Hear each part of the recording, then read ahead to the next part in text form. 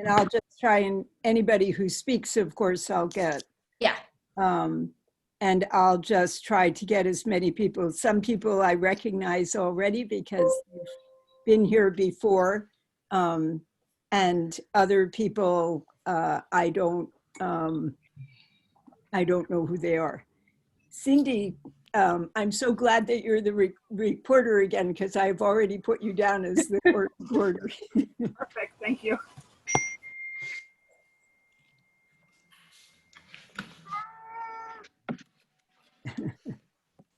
Are all our members here?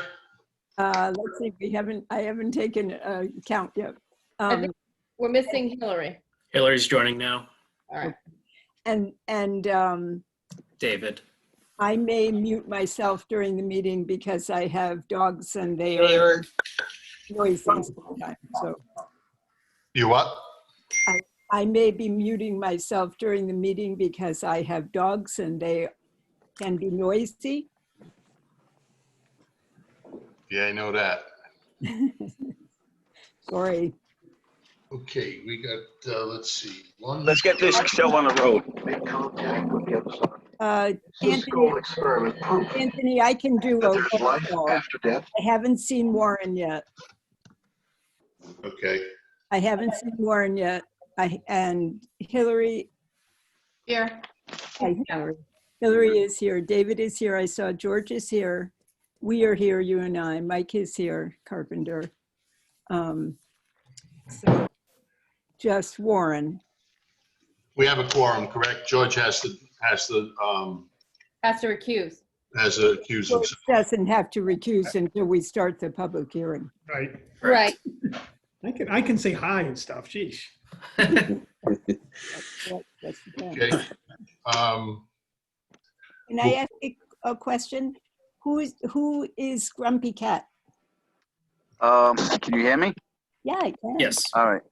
I own the old Wilsons on Route 6. My name's Paul Hayhurst. Okay, thank you, Paul. Okay. We call the planning board meeting to order Wednesday, October 21st, 7 p.m. We can have, was that last roll call? No, that wasn't official, so I'll go ahead and call the roll. Okay. Okay, Mike Carpenter, Here. Warren Ducharme, not here yet. Hillary, Here. David, Here. George, Here. Anthony. Here. I'm Helen Hardy, secretary. I'm here. Okay, also present is Michael Antonellis, planner, Joanna Achilles, and Cindy Tangney, the court recorder. Okay. And members of the public.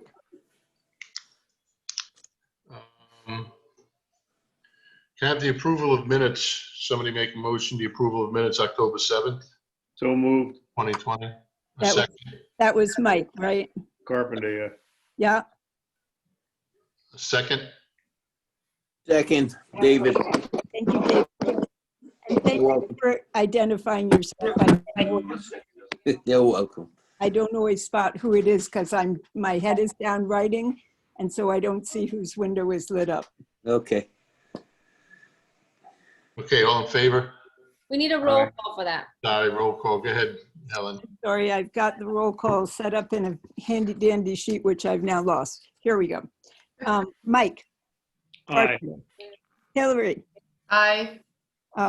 David. Aye. George. Present. Aye. Aye. Yeah. Anthony. Aye. And Yes. Helen, yes, and Warren is absent, so it would pass 6 to nothing. Okay. Correspondence. Anybody from the board have anything to bring forward? Okay. I'm just gonna,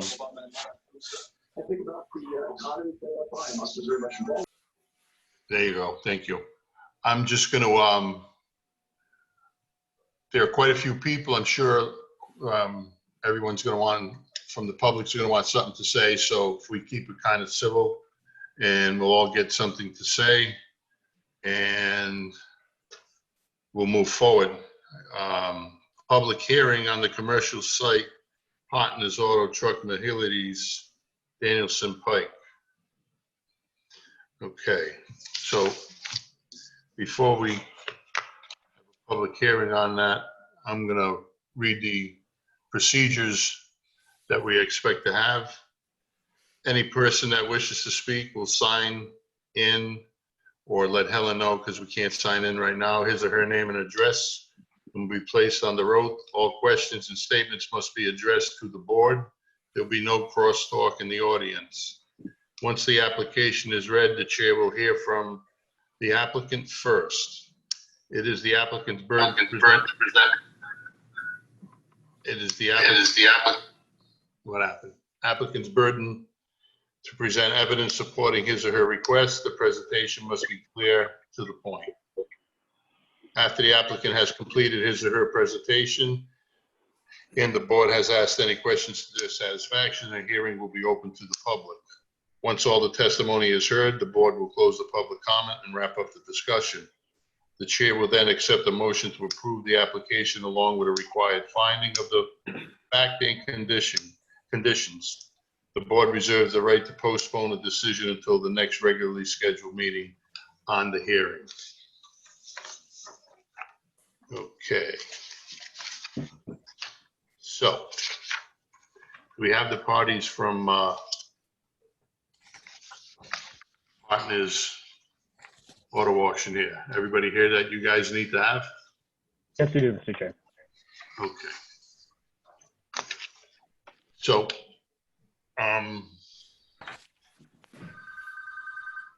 you guys have submitted a proposed site plan that I believe we all haven't seen.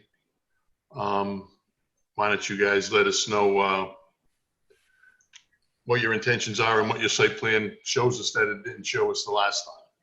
Okay. Thank you very much to the board. Again, my name is William Nguyen. I'm here on behalf of Partners Auto Auction. As the chair appropriately summarized, last time we were here, we provided a full rundown and presentation of our plan. We left that meeting with a few questions from the board and some requests to supplement the information that was provided to the board, which we've gone off and done.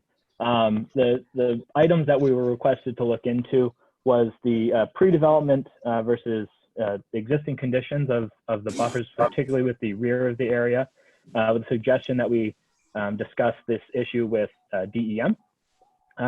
There was also a question of screening along the front and side of the property, the frontage of the property, as well as Snagwood Road. Some issues concerning the lighting on the property, and as well as any parking setback within the front of the property along Route 6. We're here today with Tim Behan, again, that the board has already qualified as an expert in this hearing to address those concerns, and we believe that we will sufficiently address those concerns for the board in order to approve the application. So without further ado, I will turn it over to the star of the show here, Mr. Tim Behan. Well, thank you. Thank you, everyone. For the record, again, Tim Behan, professional engineer with the firm Commonwealth Engineers in Providence, Rhode Island. I'd like to first go through the historical photos of the site, looking from above ground, an aerial view, just to demonstrate that over time, the site has not expanded, gotten bigger, anything like that. So if I can screen share and show those photos, I'd appreciate it. I just want to clarify for the record that you were sworn at the last hearing and you would still be presumed to be under oath, just so that it's noted on the record. Yes. Okay, so I'll screen share now.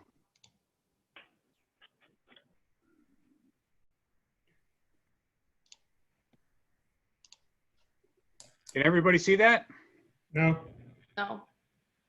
No?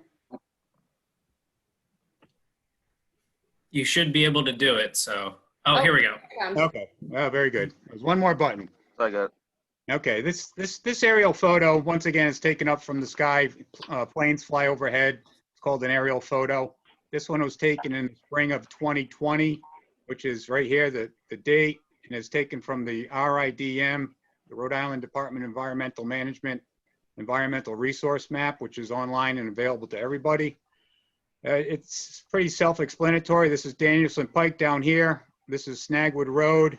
The subject site has been, approximately roughed in with a red line. That's something we overlaid onto it. And we have Payne Brook back here. You can see the dark line. This photo is taken with some light snow cover, so the areas are white.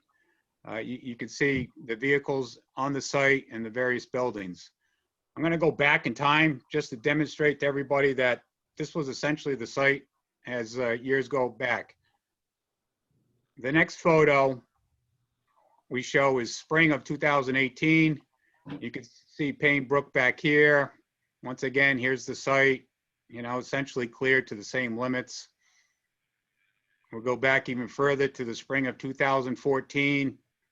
You can see it. Here's the brook back here. We have the parking area and the cleared limits roughly the same. We go back to the spring of 2008. Once again, here's the brook back here. We go back even further to 1997. Same limits. We got vehicles parked way in the back here. Here's the brook once again. Getting back even further, the older photos get a little more grainy. Technology was not as good. But you can see once again, here's subject site. Okay, we get your point. And we go back to 1981. And even further back, you can see in 72 was forested in the center of the lot. It was actually a house back here, it looks like. So that's the historic nature of the site. We also spoke about previous work recently done by the applicant. Mostly the discussions were regarding the recently placed recycled or reclaimed asphalt down over the entire parking lot. So we sent our site plans down to DEM and we filed what's known as a request for regulatory applicability form. So this is a application to get something back in writing from DEM to show them what work is proposed to be done. In our case, it was after the fact. And they came back after the review and said, permit not required. You may proceed with your project. And down below it says project is not exempt. However, work did not constitute an alteration to the character of the subject wetlands. And they noted that the delineated wetlands have not been inspected or confirmed by the DEM. So we went to that extent to send something to DEM, and they confirmed that a permit's not required for placing that recycled or reclaimed asphalt over the existing parking area. The next item we spoke about was lighting. We spoke about where the lights were, where they were facing, and how they were operated. I'll just go over the light locations. There's a utility pole right where my hand is moving. This is a utility pole, and there's 3 lights on this one. One faces this way to the north, one faces this way to the south, and one faces this way to the west. We have lights mounted onto the building. There's one here facing to the north. There's another one here facing to the south. We also have a utility pole situated here. And this one is, says facing to the north, this direction. And we have one facing to the southeast, which would be in this direction. There's also another utility pole situated here. And this light faces to the southeast, which is roughly in this direction here. So those are the lights. Those are the directions they're facing.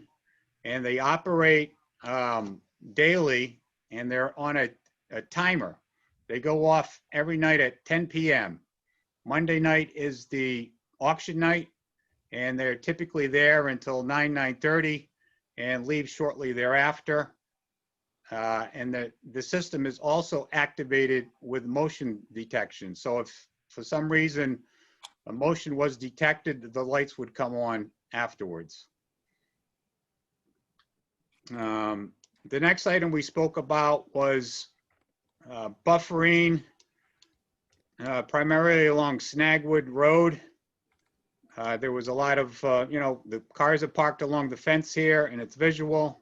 So we met on site, we discussed with the applicant, and we came up with a remedy to put a scrim fabric. And I have some specs on that. It's a privacy fabric. It looks similar to these. We're proposing to get the green color here to place over the chain link fence. The actual spec is called a Priva screen specification. They come in the different colors, and here's the green. So we're going to propose that on the existing fence from this location here along Snagwood Road till the fence ends approximately at this location here. And the last item we spoke about was setbacks for the vehicle storage. The team reviewed the zoning ordinance. We did not find any regulations about vehicles cannot be stored in the setback area. However, we agree that in the front setback area, which is 35 feet off the front property line in this area, we agreed not to store any vehicles. Essentially, those are the items that we addressed, and I'd like to unshare my screen now and answer any questions you may have. Anthony, before, Mr. Chair, before we open it up to questions, if I could just ask that Tim submit basically everything. I mean, aside from the plan, I already have the plan for the record, but I don't have the aerials that he went over, as well as the DEM documents. So if you could just send those on over to me so I can include them on the record, please. Shall do. Okay. Do you want to open this up to the public questions now, Joanna, or? That's up to you if you want to hear. I mean, I think it does make sense to let the public talk, and then the board can consider the public's comments, unless there's something that you wanted to question directly right now. I can bring it up after the public speaks on it. Okay. I'll have my questions before the board votes on it and see what we do. Michael, you're going to handle the mutes and whatever, so Yeah. we'll open this up to the public. I'll give you a couple of minutes. Yeah. To ask any questions and kind of keep it civil, and we'll move on. So Anthony, we should do a butters in favor first, a butters objecting next, Okay. and then members of the public in favor and members of the public against. Okay. Are there any abutters that are in favor of this project? I guess you can raise your hand or speak up. Are there any abutters? Hi, can you hear me? Yes, ma'am. Hi, Yeah. my name's Christine. I am an abutter to the property. Okay. Just need your last name for the record, please. My last name is Nickel, Can you spell it, please? N as in Nancy, I-C-K-E-L-L.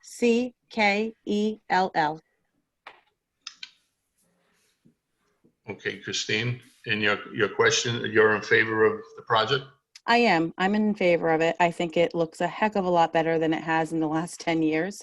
It's nicer living next to what's there currently than what has been there. I moved into town in here 2014, but I've been in town since probably 2001. It's just, I mean, it is what it is. It's a commercial property, but it's in much better cosmetic condition than I've ever seen it in the time that I've lived here. Okay, thank you. Anyone else that's an abutter that's in favor of?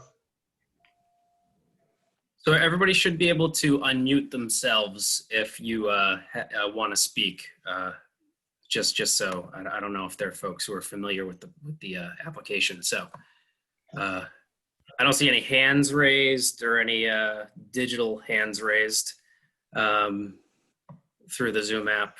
But obviously, like I said, unmute yourselves if you're currently muted. If you'd like to speak, and the chair will recognize you. Okay, any abutters that are opposed to this project? I'm opposed to the project the way it stands. Mr. George Sackle. I just want to start by saying I am a member of the planning board. I have discussed with the Rhode Island Ethics Commission my rights as an abutter, and I am allowed to speak in the public section. I spoke to Mr. Gary Petroffa, if anyone would like to check with him. Michael, can you display what I sent you? Because it paints. Oh, sure. Yeah, give me a second here. And George, I'll place on the record that obviously you've recused yourself as a member of the planning board for this project. You did it the last time, you've done again. I didn't vote, I haven't said anything, but I'd like to speak as an abutter to, you know, obviously protect my rights. And George sent in what I'm hopefully going to share with you on the screen in just a moment here. He sent that into the board earlier today, and that was circulated. Hold on.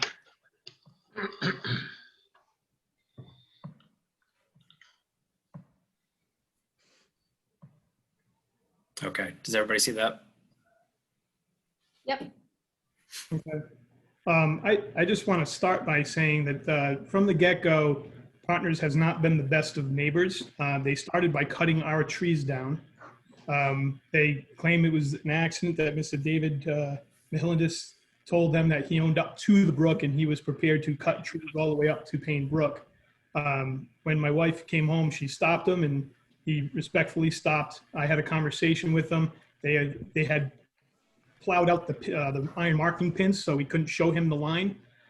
So I actually had a class 1 survey at my house that I brought over and showed him. He agreed to stop. He also agreed to pick up the mess that he made, and he didn't.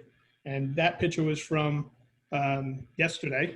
And there's the stuff he cut just sitting there. Still hasn't changed it yet.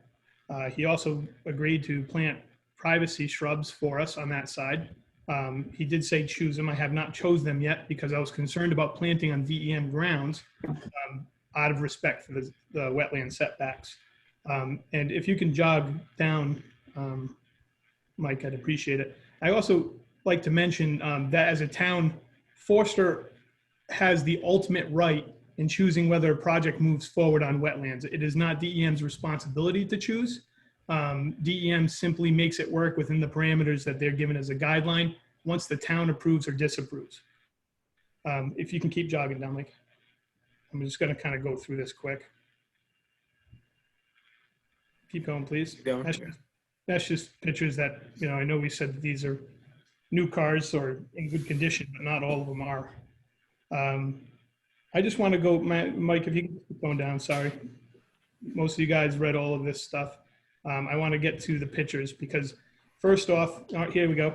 This is actually, not only are these wetlands, but they're also wellheads. And if I'm not mistaken, we were supposed to send notices out to 2,000 feet from the project, not 200 feet. And I'm not sure that that was accomplished. Because it's on wellheads, that's a requirement in the zoning ordinance. If you can go down a little bit, Mike, I'd just like to show you guys where it's wellheads. All right, so here's the Forster property in question. I have it highlighted where you can see kind of the 4. That's where we're looking at. And this is, you know, these are, again, wellheads. So we have to be careful on how we treat these wellheads. I've got nothing against business. I just don't like the way that they're coming in and doing it. I think they've disrespected this town in a great way. And Mr. Tim Bean, I'm curious to know, because I know you weren't part of that project of repaving the lot. Were you aware that they removed 8 to 12 inches of topsoil on the whole lot in order to accomplish that project? And was that information fed to the DEM? Because it paints a very different picture, because you're not supposed to disturb the soil around wetlands edge, and that's 200 feet setback from Payne Brook.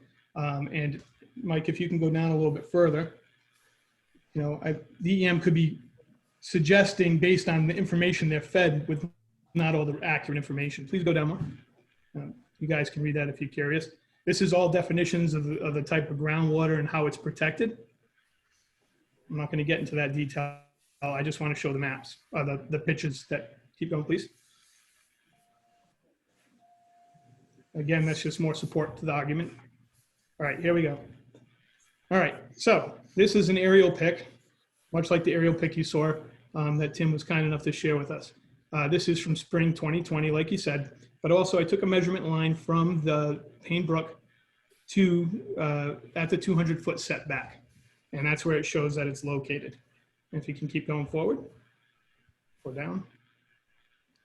Now, our town of Foster has a 300-foot setback, which we seem to be ignoring any setbacks right now, which is very disappointing because if we want to promote business in a fashion that is approved by our town, which has a hard time approving business, and we need to do it in a fashion that protects them by the zoning laws that are in place, not picking and choosing when we want to apply the zoning laws like we've been doing. Please continue down. Here's the same picture, painting a very different picture of the 2018 photo. When you zoom in, you'll notice it was all grass. It was not pavement lot. They went ahead and paved this lot. Again, Luke Semerlock told me himself, because I was there that day, and he was proud that he removed 8 to 12 inches of topsoil and laid down this processed gravel. Okay, that's nothing to be proud of because this is a huge disturbance to our wellhead and wetlands. So if you can keep going down.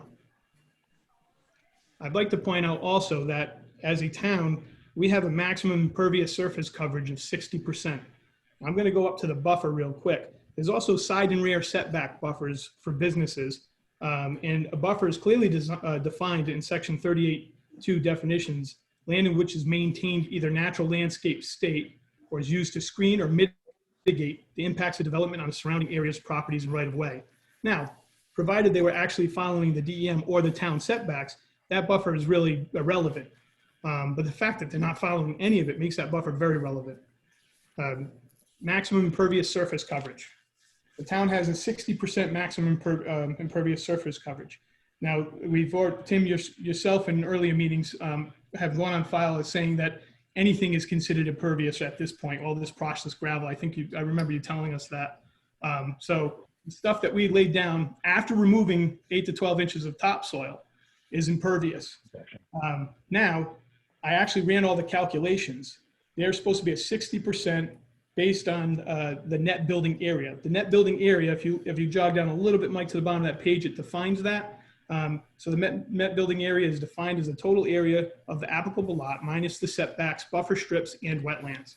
And if you calculate all of that, not even looking at the wetlands, but the setbacks, they're actually at 97.5% impervious coverage. So you can't tell me grandfathered in to a picture where that lot was grass that you guys didn't do anything. And I know, Tim, I respect the fact that you weren't involved in it at that point and you didn't have that information at hand. But I'm just letting you know what's going on. So not only have they removed trees of their neighbors, disregarded any DEM setbacks and rules, painted a very good picture that I think isn't really accurate to the DEM so they can make a decision. Because if you read the Wetlands Act, and I've read it 3 times over, it is very clear that you are not supposed to disturb the soil. It also defines the processed gravel as a pollutant for the wetlands. I also have a question, is what do we do in the wintertime when we're plowing these lots? Where's all that ground up gravel that's getting torn up by the plows going? They're gonna push it to the back fence and push it right over onto my property line and into the wetlands, into the wellhead that my kids drink, that the people in the town drink, that the other children drink in this town? You know, they don't live in this town. They live in Connecticut. They live in Douglas, Massachusetts, and one of them lives in New Jersey. These guys aren't drinking our water. They're not breathing our air. And they've clearly demonstrated that they don't care. If they did, they would abide by the setback regulations. They wouldn't push this through and ask for forgiveness. And that's my biggest concern. If we keep allowing this to happen, where's the end?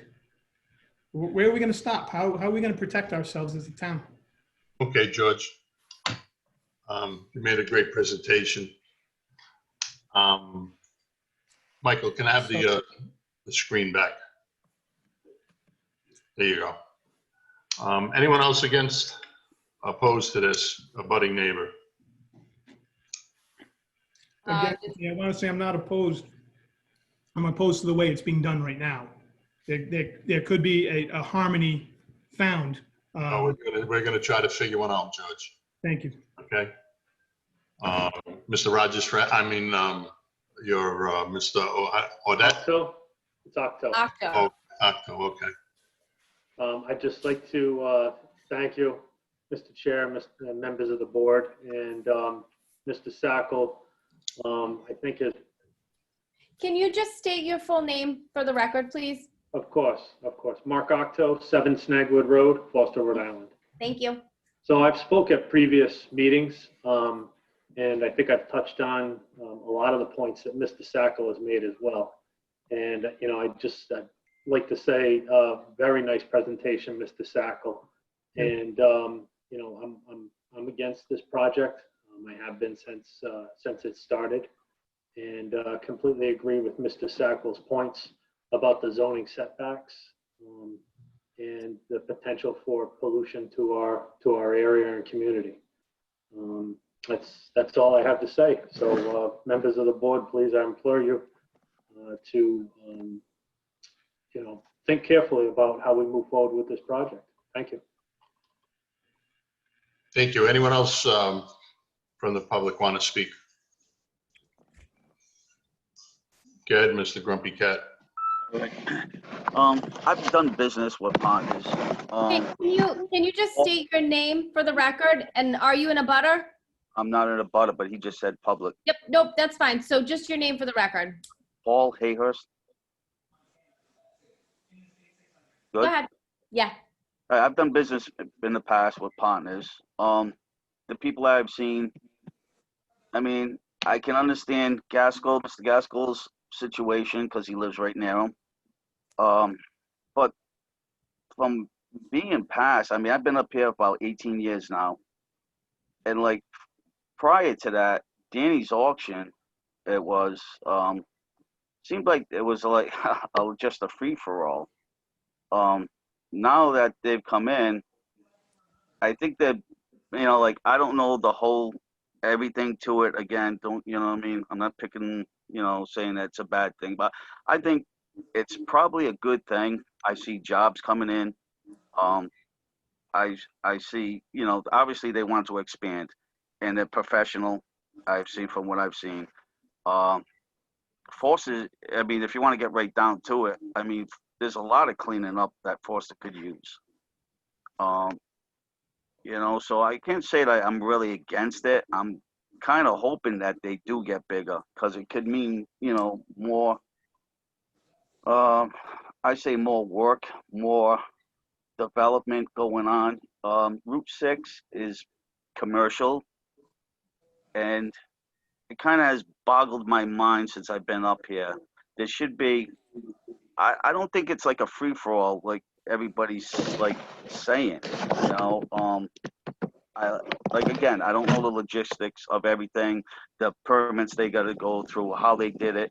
But I just feel like, they've got big plans, and why let that go somewhere down the road? Like Foster's always after tax money. We have a police department going up, why let them go to Johnston, or why let them go somewhere else? And I'm sure there's a way to do this where everybody can be happy. So that's just my point. I think. Anyone else? 1 second, George. Let's see if we get someone else in here if they want to. Anybody else for or against? I'd like to speak on, if I may. Yep, your name, please. Do we need a video from this gentleman? Your video. Okay, there you go. Can you hear me? I can hear you. Hi, my name's David Mihailides. I'm the property owner. Thank you, everybody, for listening to our professionals and all that we have to say, and thank you for all your comments. I'd like to just make one comment, and I'll leave it again to our professionals. Danny's auction has been in our family for upwards of 35 years. We've had thousands of people at that business at any one given time. Over the years, some new folks in the neighborhood may not be aware of that. That parking lot has been paved at least 5 times completely. It may be an exaggeration, at least 3 times completely that I can be assured of, with recycled asphalt. The abutter may have been misinformed that they were going to remove soil as they were dictated.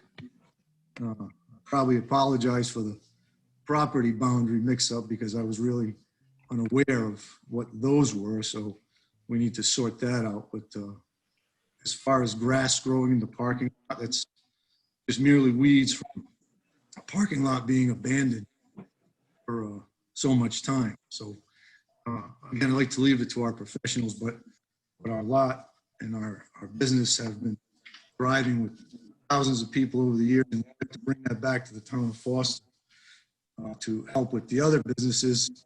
At one time, there were not just one restaurant in town, or I think 1, 2, 3, 4, 6 restaurants, 4 convenience stores on the same street, 2 delis, and Foster was a thriving town and growing. We did have 4 lanes of highway, which they reduced down to 2. Route 6 has been made safer. We're all happy for that. But we'd love for you to take a hard look at our proposal and listen to our professionals and make the best decision for the town of Foster. Thank you. Thank you. George. Thank you, Anthony.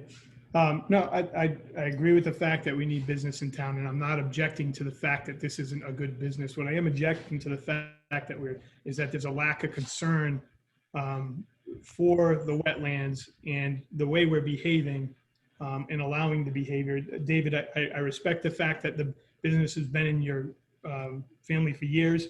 For that reason, you really should know the property lines. If you truly knew the business, then you would know your property lines.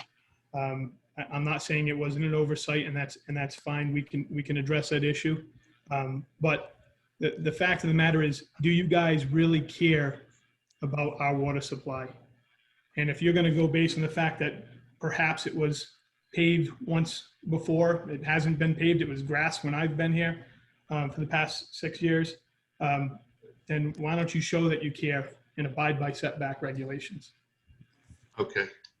Let's not Mr. get Chair. personal. No, Mr. Chair, if I may. Go ahead. Within one.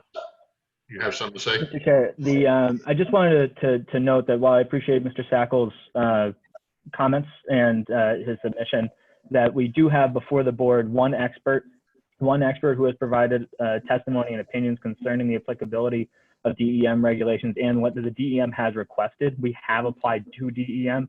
DEM has provided their answer. As the board is aware, I'm sure council is aware, that with unrebutted expert testimony, the board has to rely on the expert and not laypersons. Furthermore, while I can again appreciate personal observations, the observations don't make fact. Just by saying that 10 to 12 inches were removed does not mean that it was the actual case. And the implication that false information was provided to DEM, I can assure the board that all information that we provide to state agencies is accurate, and that the letter that we received from DEM is based upon that accurate information. Did you mention the removal of the topsoil to the DEM? So, all comments should just be directed to the board. There shouldn't be any necessarily. So George, just direct your comment to Anthony. And yeah, I was just curious if you can ask them if they actually said they removed the topsoil, because to say that it was inaccurate, I actually heard that from Luke. Maybe Luke was inaccurate. That's possible, but there was definitely removal of topsoil, and that's not deniable. So I would just like to ask them if they did mention the removal of topsoil to the DEM, or if maybe it was an oversight. And maybe they can show us if they did. I guess you heard the question. Yeah. Mr. Chair, we provided all of our plans and everything else to DEM for them to make their decision.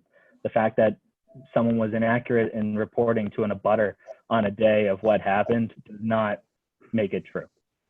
You're moving stuff around. Sure, maybe there's a little bit of topsoil that's moved around, but it's not an excavation of 12 inches of topsoil being moved about. We reported accurately to DEM. DEM issued its opinion.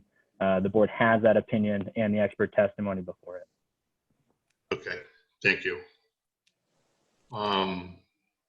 Anyone else from the public? Anthony, I got a question. Go ahead. Just hearing some of this. Is there a law or anything within the town that says before you do something, you need to go out and find your property markers? Because I had a situation when I first started building my property, the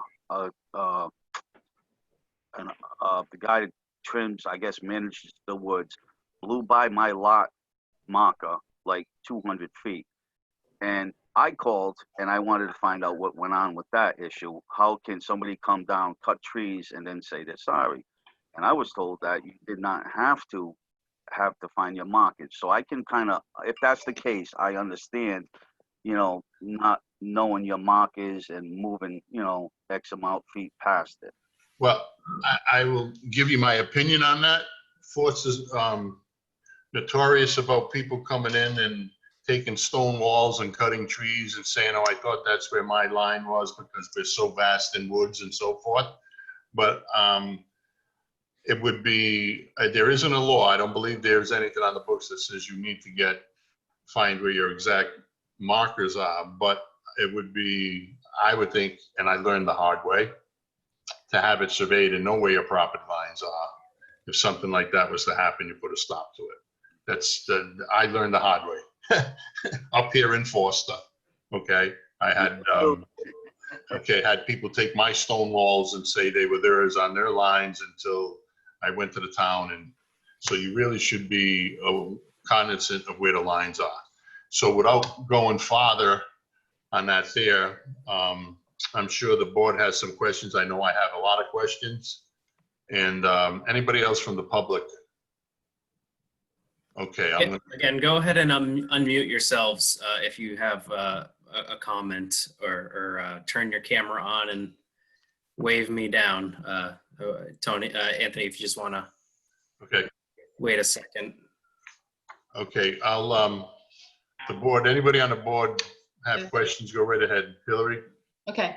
I just wondered, Tim, if just because of the fact that Payne Brook is a tributary to the Situate water, the Providence water supply Situate watershed via Barden Reservoir, and it's actually a pretty important one. And I don't know, do you think that DEM? I don't want to badmouth them. Do you think that they recognized that Payne Brook were looking at a major tributary to the Providence water supply?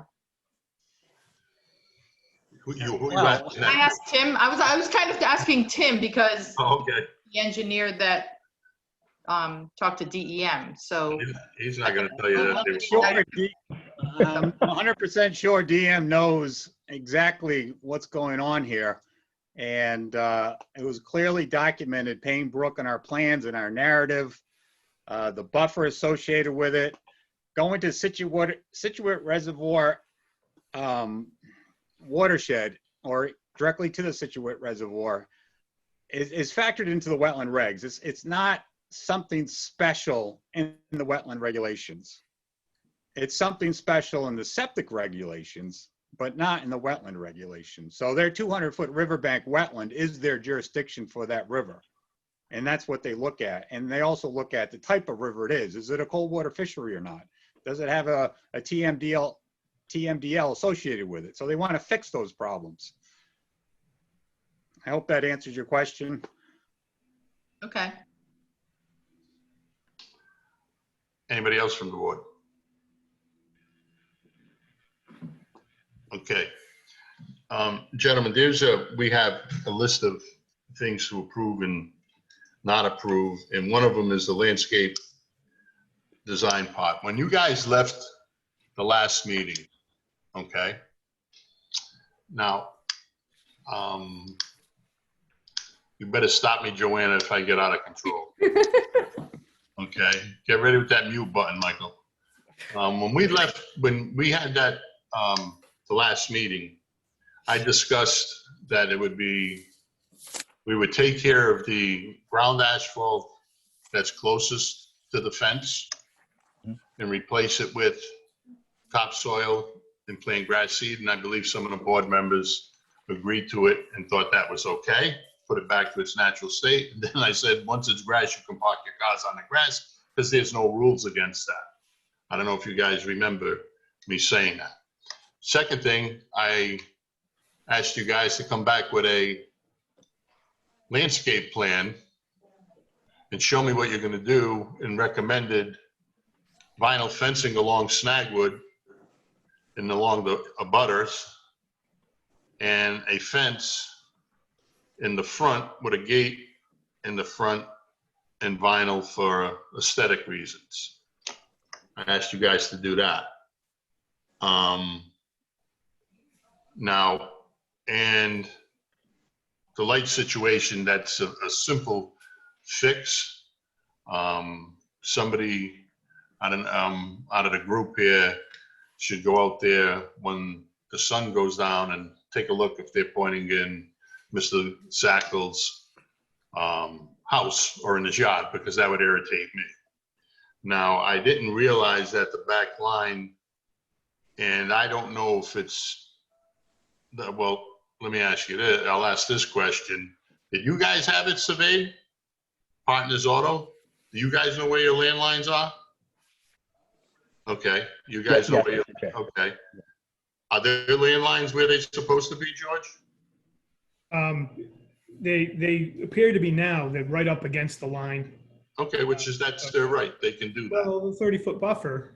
A 30-foot buffer if you're building a house. Okay, it's not a 30-foot, but it's not. You got to read it, Anthony. Okay, I did read it. Yeah, I mean, it's, as far as I can tell, they're okay on the line. Yes. Okay, the 30-foot buffer, the 30-foot buffer, George. Encroaching on my property like they did accidentally in the beginning. I got you. I would like them to clean the mess they made up, though. That I'd like well, we're going to get to that. Thank you. Okay. If you guys did cut some trees down that were on the other side of the line, some sort of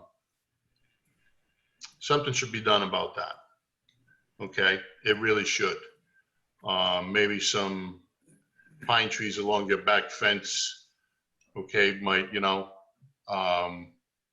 keeps good neighbors good neighbors. The other thing I mentioned,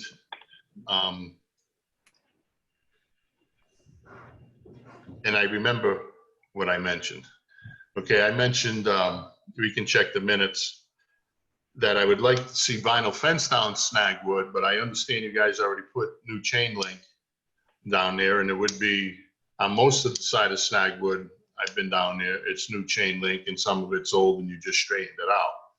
And I understand that, and maybe you could put the slats in it, and you could plant some trees, which it, according to what we have written, after construction is completed, landscape shall be installed according to a landscape design, which you guys haven't brought to me on a site plan, and that'll define and soften the screen of appearance of the off-road parking area from the public right-of-way and abutting properties and structures in order to enhance the design of the site or the building. Okay? I'm going to tell you guys right now that windscreen that you're proposing, unacceptable. That windscreen there just ends up blowing around, ends up ripping, ends up people in, nobody goes back and fixes it. The snow goes against it, it rips it up, and the next thing you know, it looks worse than what it is now. Okay? That is unacceptable to me. That's my personal opinion. So that's just where my concerns are. I don't know why you guys didn't really come back with and you've had ample time to just come back with a green line on the plans and say, this is our landscape design, here's our site plan with a green line, and you're gonna put up green windscreen. Not one tree planted. You have to understand, I mentioned this before. It's unfortunate you guys are here. You could have did this without even coming here, okay? But you just did it the wrong way, and now you're here. This is not a penalty. This is not penance. This is, Grumpy Cat brought it up and said, wow, you know, the rest of the town looks like crap. Well, he's right. So anybody new that comes into town, we're not gonna make it look like crap. And it's unfortunate you're the newest business that's coming to town. But I assure you, the next ones that do come to town will be in stricter rules and regulations. So, how do we want to proceed? Do you guys want to answer?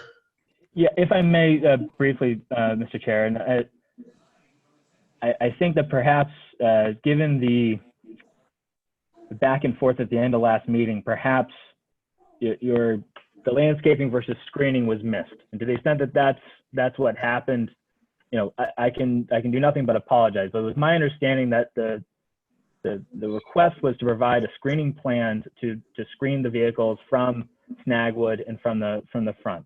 That given the existing fencing there, as the chair had referenced, that there was an ability to utilize that fence to provide that screening, not necessarily for landscaping to be there, but to screen. So that was where we were coming up with. It wasn't our intention to just blow off landscaping. I don't want that to have come across to the board. This was our attempt to provide that screening, and I can appreciate that the board is not happy with that, if that was clear. But that was what we were trying to do, is to meet the board's expectations with regards to that. I got you. You know, I want to put that in there. Okay. We're also happy to put in some. We discussed putting in. We could put in some actual landscaping to block onto the trailers themselves. There, the concern was the economic impact on the project and the spacing on the lot with regards to placing, you know, 500 feet of landscaping arborvitae along Snagwood Road. So we wanted to try and find an economically acceptable to the board option in providing that type of screening. Okay. I think Helen has a question. Helen? I'm sorry, it's not a question. I just wanted to read the motion that was made at the last meeting. Thank you, Helen. It said, Warren moved that as there is inadequate information to make a determination for or against the proposal due to pre-existing conditions, the application be tabled until the October 7th meeting. Mike Carpenter seconded the motion. Warren amended the motion to add the requirement that the plan include verification of setbacks from the property line, a landscaping plan for the Route 6 and the Snagwood roadsides, and setbacks for auto storage. Mike seconded the motion, and the motion carried 5-0 to 2. There were Anthony and George abstained. Okay, so just to set that clear, that was the motion that we Thank you. passed. I Okay, remember that. thank you.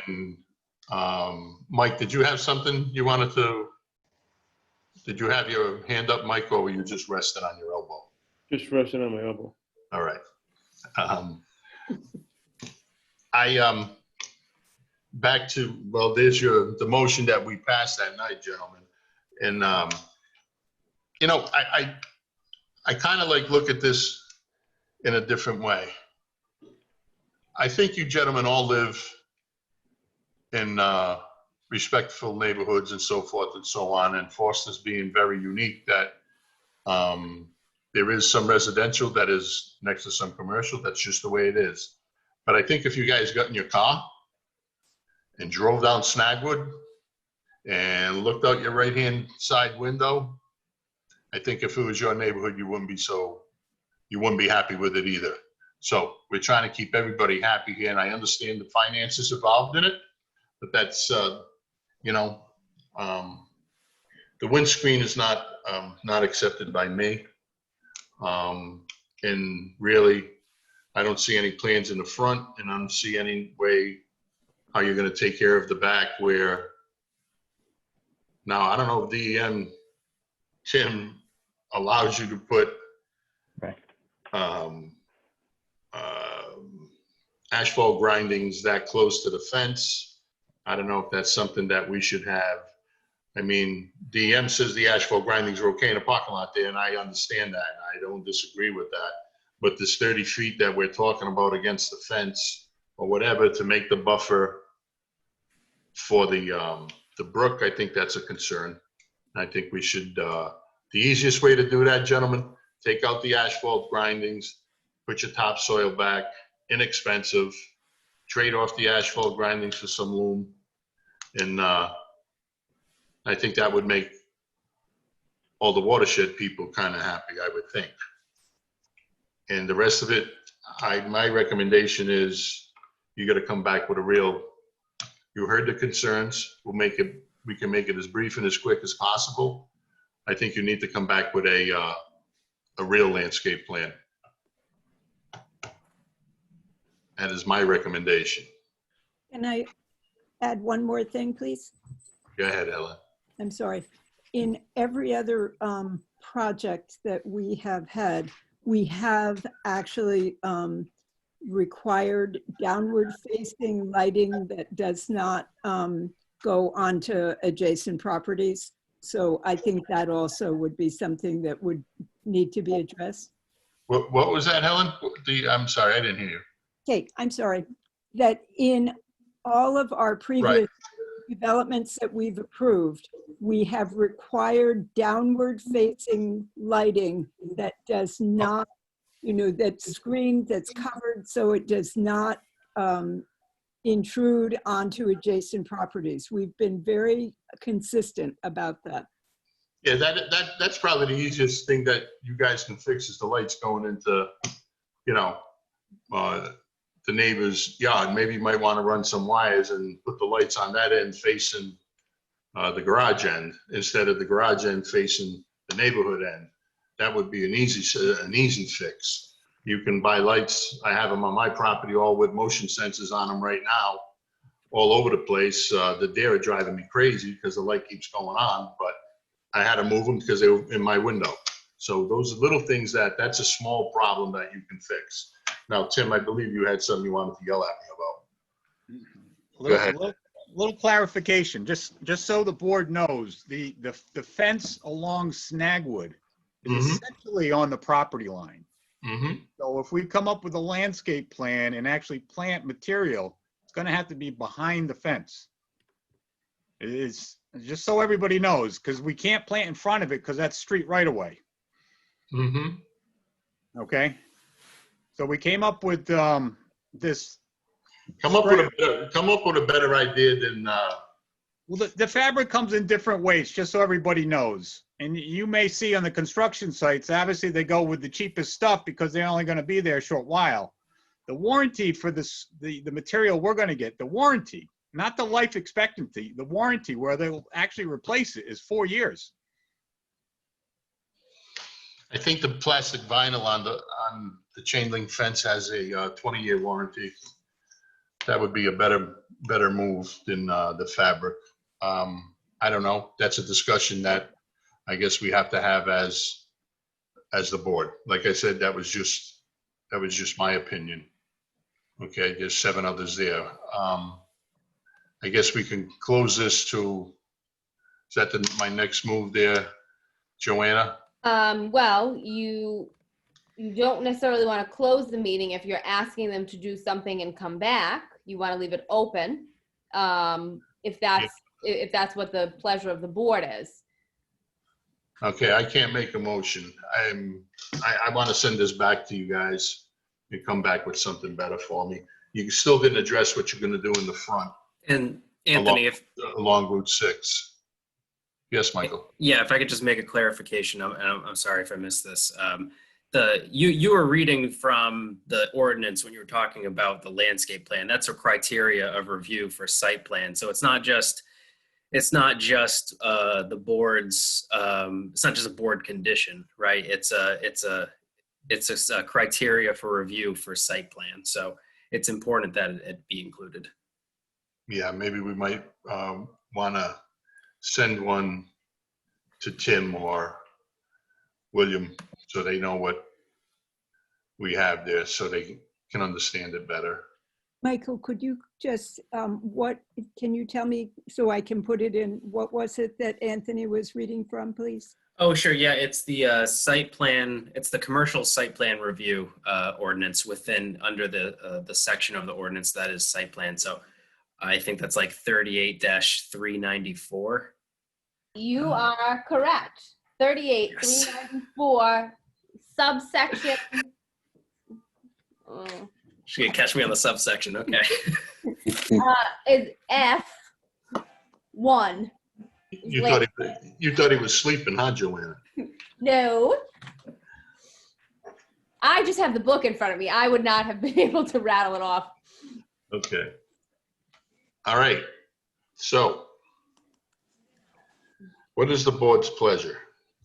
So if I could just interject again through the chair, the board has there's a couple options in front of you right now. It's the first option is, does the applicant want to come back with an updated plan for your review?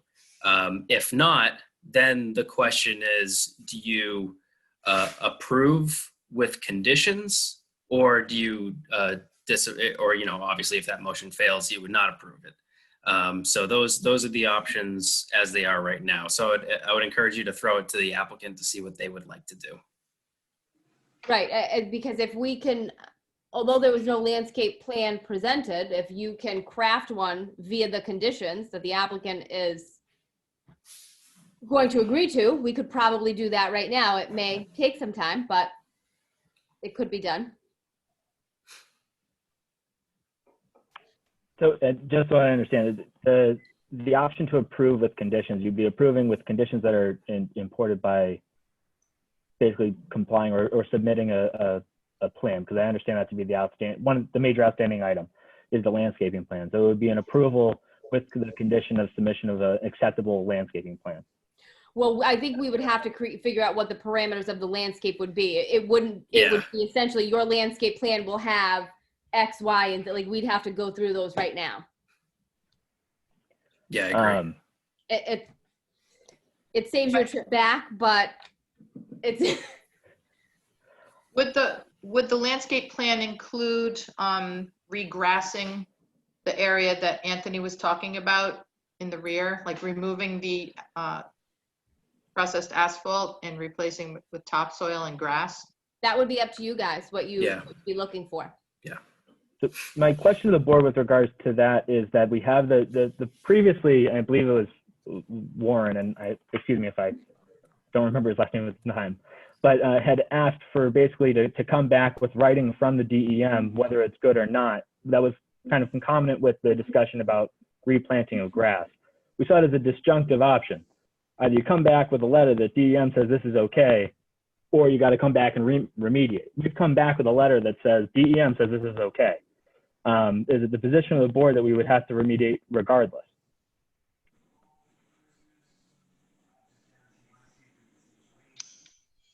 Crickets. Anthony, do you want to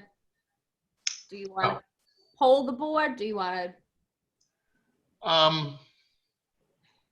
I know where we would go like that, but we could ask the board members how they feel about that one particular area. Why don't we do that? You want to poll us, Helen, or do you want me to poll them? Can I poll them? Helen should do it. I'm sorry. Can you be a little more specific? Am I polling? Are we going to do this sort of one thing at a time? Poll the board on Just this one. Just this one item.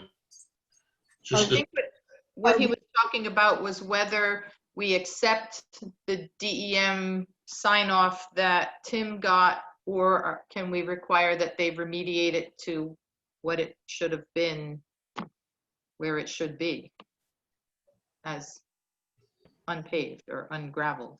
Replanted. Replanted. Now, let me ask you a question before we go there. DEM said it was okay for ground asphalt up to your property line, which is how far from Dolly Cole Brook or whatever brook it is? Brook. It's within their jurisdiction. Is that what they said, Tim? Is that what that letter actually That letter, yes. We said the entire area, the site, the parking lot was placed with reground asphalt, the entire site. Is there a guy's name on that letter? Yeah, Chuck Corbett.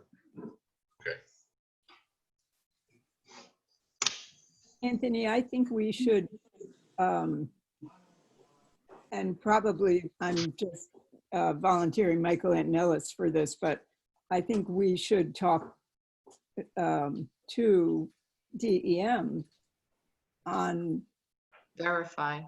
to verify. Thank you, Hillary. You know. Okay, here's what we're gonna do. Here's what we're gonna do. That section of it is gonna be on hold. Joanna, you're gonna contact Mike whatchamacallit, explain to him the situation. Okay, and see what the guy from DEM, Okay, Mike, whatever his name is, he said. I think his name was Chuck, but Okay, and just get a take on what DEM is, I mean, Or I could do that, it's fine. oh, Michael can do that. Then, yeah, okay. Yeah, we'll see. is the board, is it the board's position that we're not going to take the correspondence from DEM as accurate? I'm not. I have to place an objection. With all due respect, I'd have to place an objection to Yeah. an independently investigating into expert opinion that's been provided. It's a legitimate letter provided by the DEM at the request of the board. We did what we were asked, respectfully. Usually DEM is the biggest problem. We were able to get it too, Okay, Chairman. so you guys must have been, I'm sure, must have had your fingers crossed when you went and paid them a visit. They usually are not so friendly. But you do have a letter from DEM that does state that it's okay, which,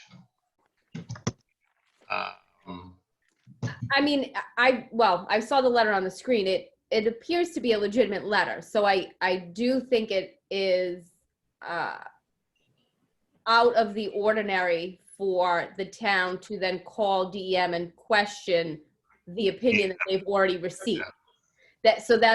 I understand that the board may want something different. And I think that's a different story. If you want to say, even though DEM says it's okay, we want you to do this, you didn't have approval from us on the site plan, there's a whole nother story. And I think maybe we can work with the applicant to craft some type of happy medium with that potentially. But I don't think that calling DEM to question them about their opinion is really in the purview of the board or appropriate. Yeah, thanks, Joanna. I was certainly happy to do whatever the board wanted, but I was definitely wondering what exactly my questions at DEM was going to be. like, exactly. Like, exactly. Okay. So the site plan that was provided, though, was the one that we saw that has the 200-foot setback clearly marked on it, and it was identified as that limit of disturbance was within that 200-foot setback? Yes, we will give Mike Antonellis a copy of all materials submitted to DEM. It has a narrative. It shows the historical aerial photos. It's got the site plans. All that data will be given to Mike. Mike Carpenter. I think it would be appropriate.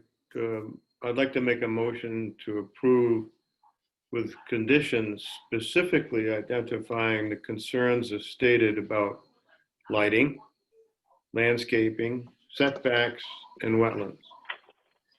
I know this is going to take a few minutes, but it would help us move the ball down the field. So my motion would be to approve with specific conditions addressing concerns expressed at this open meeting by abutters and board members. Thank you, Mike, Michael. list the litany again. You had a nice little list there. Well, the list with lighting, landscaping, setbacks, and wetlands protection. So then do a second and then I'll put my 2 cents in. Do I have a second on that? Can I please just have it one more time? Lighting, landscaping, Setbacks and wetlands. setbacks, and wetland delineation. You Okay. can leave it as wetlands, and then I think what we'll do is, once it's seconded for discussion, we'll kind of go one by one and make amendments. Okay. It's not wetlands delineation because that's been done. It's just Right. Right, it's just the discussion of the wetlands, and we'll get to the details on that, I suppose. Okay, just wetlands, period. Okay, I can second that. okay, Hillary seconded. Okay, have a roll call. Helen? No, wait, so we'll start discussion and then we'll amend the motion to add a condition kind of under each topic. Okay. Okay. So is there a discussion on, So starting with lighting, please. Michael? That all lighting will follow established practice, Can and you be specific, like, all lighting will be installed to follow established practice as defined by Foster zoning, being down facing away from abutters. Is that a motion to, That's a condition okay, under the category of lighting, that all lighting will follow established tradition as established by zoning to be down facing away from abutters. I don't believe we have specific zoning ordinances about down facing. A lot of the solar arrays, we require the down facing or the, whatever the specific term is. It doesn't have to be a zoning issue. It could be a condition that we're going to put in right now. Yeah, exactly. You can just describe what you like to see, I think. Yeah, because we don't have I don't think we have a specific ordinance. That's Yeah, I fine. was just looking for it. I don't think it exists. Modify condition to eliminate zoning. Any lights into the neighboring houses of butters. I think, your butters shouldn't have to look out their window and look at an LED right in their eye. I mean, it's just common courtesy, gentlemen. And I think to ensure that condition, myself and maybe just Rhett, the building official, can go out and inspect the conditions as they are currently, as it's easier to do now that it's getting darker a lot earlier. So by the time we leave one day, I can actually probably get out there and view it. And then, obviously when the improvements are made, inspect the improvements to make sure that it's goes along with the condition. But continue. Okay. Is there a second? Well, are we going to go down each one? We have lighting, landscaping, setbacks, and wetlands. I think we should do it one by one. Okay, all right. So do we have a second on that one? Well, do Mike and Hillary do all of the seconds? I'm hoping. Sure. On that one. Okay. Is there any discussion? No. Is the applicant's position on that? I think the applicant's position, and Tim can correct me, is that the present lighting meets the majority of that criteria. If Michael and I believe, I'm sorry, I forgot the building officials, want to come out and confirm that, we're obviously that's a prerogative. We're happy to meet that condition. All right, roll call. Okay. Sorry. Mike Carpenter, Aye. Hillary, Aye. David, Aye. George is abstaining, correct? Yes. No, he's recusing. He's not abstaining. It's recusing. Recusing, I'm sorry. Thank you for correcting me. Okay, Anthony, Yes. and I also, so that's Anthony, 5. you're going to vote on this? You didn't vote last time. You're going to vote this time? Who? You abstained from the last vote, from the last meeting. Are you going to vote this time? Yeah. We don't have enough people here. I want to make it firm. We got a quorum, but I just want to make it firm. It makes it 5-0. Yeah. 5-0 to 1 to 2 to 1. The one, yeah. Yep. Okay. So that's Landscaping? I have any motions on the landscaping? Any criteria? Go ahead, Michael, and I'll add to it. On the landscaping, provide a protected view shed for all the butters using conventional and enduring components to protect the abutters from unnecessary view shed. Mike, can I make a suggestion? Can you say vegetated buffer? Is that what you mean? Yes, Plantings? yes. Plantings? That Okay. they protect abutter view plantings, protect abutter view shed with established and enduring products that meet reasonable criteria. I think that we might want to be a little bit more specific, like Yeah, a do you want to do row like of arborvitaes, a row of pines, because that just is, evergreens? yeah, we just need to be, because the thing is that this is going to be something that Rhett and or Michael are going to need to go out and try to enforce. And that is so vague that we're going to run into problems. And add to plantings,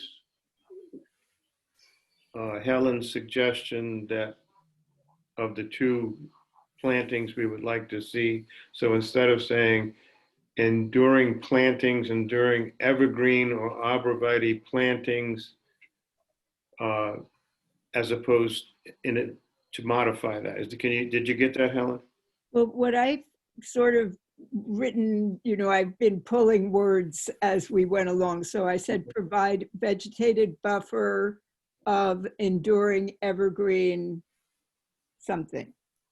In defense to the applicants, Yeah. on Snagwood, I do notice that there isn't much room between your fence and Snagwood Road. That's correct, Mr. Chair. Okay, I mean, you guys are pretty close. If there is, well, if there is room to put a plant there or a tree there, and the snow plow is going to come down this winter and kiss those trees goodbye. I wouldn't expect you to put the trees on the inside of the fence. Put them on the, You why know, not? well, because of the same thing's going to happen with them when they move snow around in the wintertime. I guess we could put it on you guys. I mean, the whole problem with me is not seeing the fence. We didn't move in the country to see the fence. That's the way I look at it. Okay, and I got fence that was put near my property, and if I wanted to see fence, I would have stayed in Providence. Okay, I don't want to see fence. It reminds me when I was in jail. Okay, so I don't want to. I can't look at fence and barbed wire. All right, so all right, now let's talk about, do you think one row of plantings is going to be sufficient? The trees should be on the backside, and we would have to ask George, because if they were to plant trees, they would have to come on your property, wouldn't they, George? They would have to plant on my property because they're right up on the line right now. And would you have an objection to that? No, I really don't. As long as they agree to maintain the trees. If they die, I don't want it to be my responsibility. And Luke and I had an agreement early on that he was going to plant, whatever I chose, in a row that's going to give a nice buffer starting at 6 feet high, I think he said. Who is Luke? Luke Semmerlock is one of the principals in the company. So David doesn't own Partners Auto Auction, if I'm not mistaken. He's just the manager there. So it's owned by two people who live in Connecticut. It's owned by Luke Semmerlock, and it's owned by a gentleman who lives in New Jersey. It has nothing to do with David. I think, David, do you plan on selling land to them afterwards? If I may. That's relevant, sorry. If I may. I don't know that that's exactly how the conversation went down. Regardless of that, you can check with Luke. I think that regardless of that, yeah. The issue I think that we would have is even if we were to be willing to place trees there, or if we were the conditional approval to place trees there, we do have the aforementioned DEM issue of whether or not we're able to now place trees in that buffered area. We just don't want to be held to a condition that we're not able to actually enforce or comply with. So I agree with you. So if you remove if you have to take a buffer portion on the wetlands on your side of the fence, perhaps you can plant them there. That would be a good location for them. So I think what we might be able to do is the board is interested to have a vegetated buffer on just the backside. Is that right? Yeah, I would think so, because you can't fit one on the Snagwood side. Unless Okay. you put them on the inside of your fence, and that's, So, well, we need to identify where the buffer needs to be and ask that the applicant agree to put a kind of one row of trees on that buffer line, or on that line at whatever location that is actually feasible. So you don't have to state where, but wherever it's feasible. But if it's not going to be feasible, then that's going to be a problem for the applicant. But I think that's probably the best we can do right now. We don't have to say, I mean, we can give a suggestion, whether they're pines, arborvitaes, or some other type of plantings that DEM would allow. Michael, do you have any? Do you want a suggestion of what plants to plant? What Or exactly? do you have any other idea as to how to frame this? I'm just trying to make it, so that we do have the buffer, but there's enough leeway so the applicant can do what they need to do and it's not causing an issue. Yeah. We have, if you remember, I know you remember this, we have required vegetated buffers with deposits on maintaining them with like a 5-year or more. You remember, Joanna, better. The bond, yep, we wanted a performance bond, performance bond for because the landscape plan. if they get planted on somebody else's property and then they die, then it's that person, Right. Then that's not worth anything. Can it be a condition that they just maintain it? Yeah, and I mean, well, the other thing is that if it's going to be planted on somebody else's property, I assume the property owner is going to say, you can't plant it unless you have a performance bond. I mean, that's something Right. that can work out with the landowner. I don't know that we need to deal with that. Or thanks for the trees? I think we're getting like way out of hand here, okay? Giving performance bonds on these guys coming here to business, cut a couple of trees down in Foster and put up a fence. I think that's getting a little out of hand. I mean, if my suggestion is, if you're willing to put trees on George's side, George, you should be able to take care of them. Oh, Okay? Because the trees that were there, were you taking care of them or weren't you? how do I? At one point, George, you were saying that because they cut trees down on your property Yeah. and they offered to replant them, but then the question comes back to, technically, they're not even supposed to have cut trees within the 200-foot setback. So Right. now can you then get in trouble for planting trees within the 200-foot setback? I agree that maybe we should put them on the inside of the fence on their side, since we have to put a buffer there. We're talking about putting a buffer there anyway. I think that's a fair solution if you do, William. What's the applicant's position? The applicant's position is that there's the issue that we have on the site as is that we have a limited amount of space within the lot as it is right now.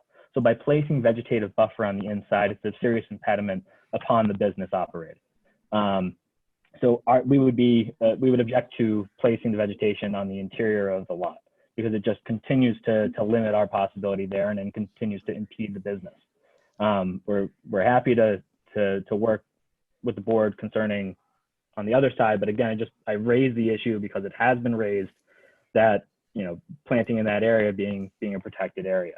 I also just touch upon the factual allegations going back and forth. I mean, if the condition is putting buffers, we can deal with that, but I don't want to get sucked into allegations against the client, against the applicant that, they're not here to disprove or prove. It just seems unproductive. I understand. Michael?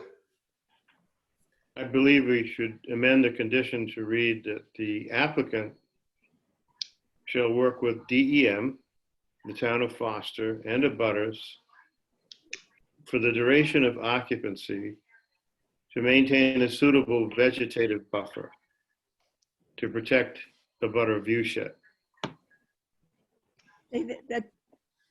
That's super, Mike. Can you say it one more time? I believe the condition should be amended to say that the applicant shall work with the DEM, the town of Foster, and abutters to maintain a permanent vegetative buffer that meets the requirements of the abutters to protect the view shed of the abutters. The word reasonable being the key element, so that this to meet the condition, it becomes a vegetative buffer plan to protect abutters from line of sight interference from auto partners operation. No, I don't think that's going to be enforceable. Right. I mean, It you may can not, tell it may them, not be, but I think we need to put that responsibility on the applicant. but we can't. So that enforce they it. can, so that they can manage the cost and meet and be compliant with DEM regulations, foster regulations, and satisfy the abutters. They're making an honest effort to protect their privacy and their original view shed. We will not be able to enforce that condition. So you can put it in there, but it's not going to do what you want it to do. I mean, you can tell them to come back with something that, with something specific that meets those parameters, but putting this And as- I would just, can we just adapt that to the condition? Or come back with something that meets those requirements? well, so if they're going to come back, then that's what it would be. But if you want to get something done tonight so they do not have to come back, we need an actual specific vegetated I'd buffer. stick with the Right. original condition. And if they can't meet the requirement or come up with an acceptable alternative, then they're gonna risk not being approved, not only for this property improvement. Well, but the But point to is the- that they wouldn't come back, they would not come back. We would approve it tonight and say, this is what you're gonna do for landscaping. So if they're gonna come back anyways, going one by one is probably almost pointless. Well, we need a condition, and I think, if Helen, can you read back what I just said? It was a lot. You said that the applicant will work with DEM, the town of Foster, and abutters for the duration of their occupancy to maintain a suitable vegetative buffer. I think that's perfectly reasonable. It is lovely, but it is not enforceable. Yeah, Well, I don't I think like the that's our intent of it, Mike. responsibility. I think there are times when you want to make a condition that imposes a fine or a penalty. There are other times when you want to make a condition that expresses our intent. And if, in fact, if the applicant wants to do this project, and he's obviously got a lot of support on the board and a lot of support from abutters, that acknowledging that conceptually is an honorable intent, I think that's more than valid. Doesn't have to be we don't enforce a lot of our laws as strictly as they are worded. The law expresses the intent and how people should act, not necessarily penalizing them for every action that may be interpreted as violating that law. So this is simply a condition to express an intent. Okay. It's a pretty heavy condition. I don't think DEM is going to come out here and tell us what to do, but I'm looking at the pictures here. You guys have room, okay, along Snagwood, okay, between Snagwood and your fence to plant some trees. And I'm looking at the picture in the rear of your property. Hold on, Tim, I'm not finished. I'm looking at the rear of your property where you guys have your fence, which I believe where the logs are throwing down now, that is Mr. Sackler's property. It looks like you can put some sort of pine trees there in between the fence and your neighbor's property, I would think, to block off that back row of fence and cars, which would be easier done, okay, every 4 feet or 5 feet. Tim, go ahead, buddy. I was just checking the survey plan. The fence along Snagwood is literally on top of our property line. That means we can't plant anything between the fence and Snagwood Road, the paved road. Oh, because it's not your property. It's not our property, it's in the town right away. Okay, I got you. It's not your property. Okay.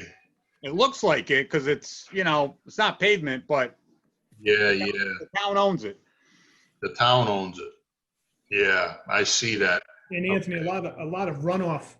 Okay, so let's goes go down to that let's go to the back fence where the town doesn't own it, and your fence is on your line, which you cut the trees from Mississauga. Let's go to that line, okay? Do you have any objections to putting trees? And I know that was kind of cute. Well, if we can't cut them, we can't plant them. No, I don't think anybody's gonna get mad if you plant a tree over there on water buffers or whatever. It could only help the situation from runoff from your parking lot. Do you guys have any objections with putting some vegetative growth on your back line onto your abutter? Do you have any problem with that? That's what, well, you know what? I'm not asking you if you have a problem. That's one of the conditions. Can I have a motion for that, please? You have a question, Anthony, from Steve? It says Steve. It does say Steve. Steve, can you unmute, please, and state your name, please? Yes, I did. Good evening. My name is Steve Andrus. I'm with Commonwealth Engineers out of Providence as well. I'm a registered civil engineer in the state of Rhode Island.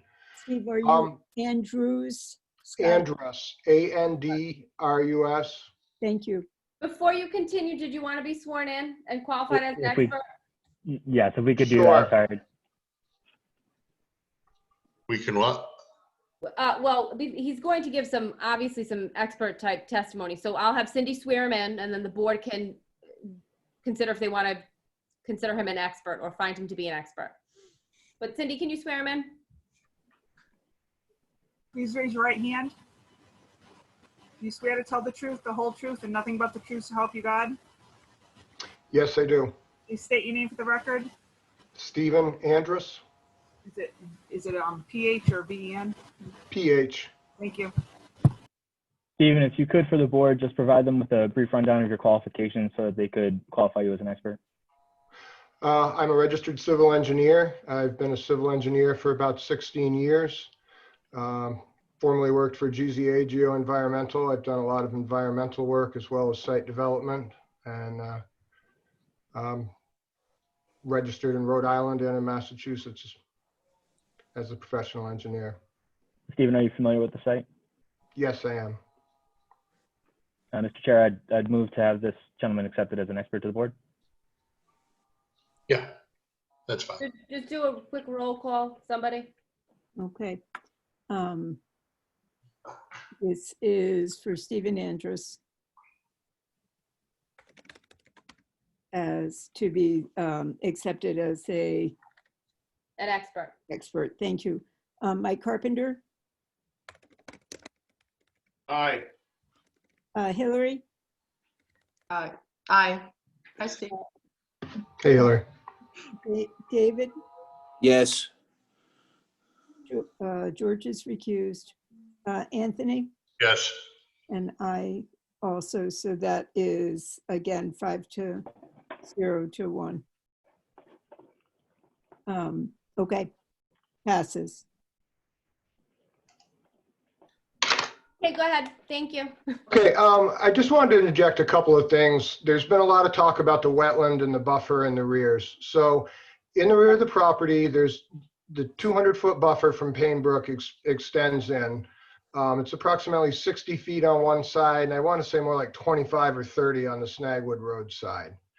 One of the reasons that DEM didn't find an issue with us working in that area is that area has been proven by the historical photos to have been historically disturbed. It's probably been disturbed long before DEM had 200-foot riverbank offsets. So that area, they didn't object to the work that was going on and the maintenance work and the fencing that went in. As far as planting in that area, if you're going to plant in the 200-foot buffer zone, I've done a lot of wetland restoration work. You can plant in there, may or may not need DEM permission for it, but there are only certain particular species of trees that you can put in there. And I do believe arborvitaes are not going to be one that they're going to want to see back there. They're usually looking for white oaks, black oaks, white pines, maybe pitch pines, trees of that nature. Okay, so Anthony, what if the condition is that the applicant will plant 1 row of trees in that area, whether inside or outside of the fence? It will be their responsibility to get DEM approval as well as the landowner's approval, and the species of tree will be something that is acceptable to be planted in wetlands and be at least, I don't know how high you want to call it. I like that. 6 feet? 5 feet? 5 feet is fine. Your fence is only a 6-foot fence or a 5-foot fence. They grow fast. White pines grow pretty quick.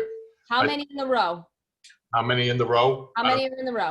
I don't know how long it is. Spaced out every 4 feet, every 5 feet. It depends on the tree. Yeah. All those things have to be established depending on what kind of tree it is. And Right. so on. I'm thinking white pines. Yeah, but does it offer the coverage? Will it offer the coverage of, blocking the fence and the cars, the vision? Yeah, we like to request white pines. I feel like we've done that a lot before. White Yep. pines grow big and thick. Okay. Yeah, but then the bottoms Got get bare. But the other thing is that if you start with the trees are too small, the deer are gonna eat them. So back to your, 6 or 8 feet. We went through this at my school down in Kingston. They had to plant, and they had pretty good specifications for minimum tree sizes. I mean, I think 6 feet is probably a good size. I just think we probably need to figure out how many are going to be in this row, because you don't want the applicant to plant 3 and say it's a row, and you don't want the town or the abutters to say, well, I want 20. So how, I mean, They gotta grow, so you can't put them right on top of each other anyway. right. You know, How long is that fence line in the back there? I'd have, That really affects the abutter. William, do you know? It's 111 feet, the actual fence. Does the applicant have a suggestion? As you're more familiar with the site, as far as how many you would like in the row? 1 every 4 feet, 1 every 5 feet? Any suggestions? I don't have a suggestion at this time. We're happy to work with them, but I would imagine replacing what was allegedly knocked down. I don't know that there was 1 every 4 or 5 feet. This would be for a buffer, so not to replace, but more for a buffer. I believe Tim has a suggestion. We have a landscape architect on staff. If you can give us maybe 3 or 4 preferred trees, I'll sit down with Karen Beck, our landscape architect. She knows what's going to grow best in that area and that soil and what the appropriate spacing should be. Let her tell us. If you could just give us several trees you'd like to see, or several types of trees, she could narrow it down, work with Mike Antonellis and work it out. Mike, do you think that this is something that I guess we could say that there will be a line of vegetative buffer, and that it would be, you'd have final sign off? Do you think that that would be? I mean, I'm okay with that if the board is okay with that.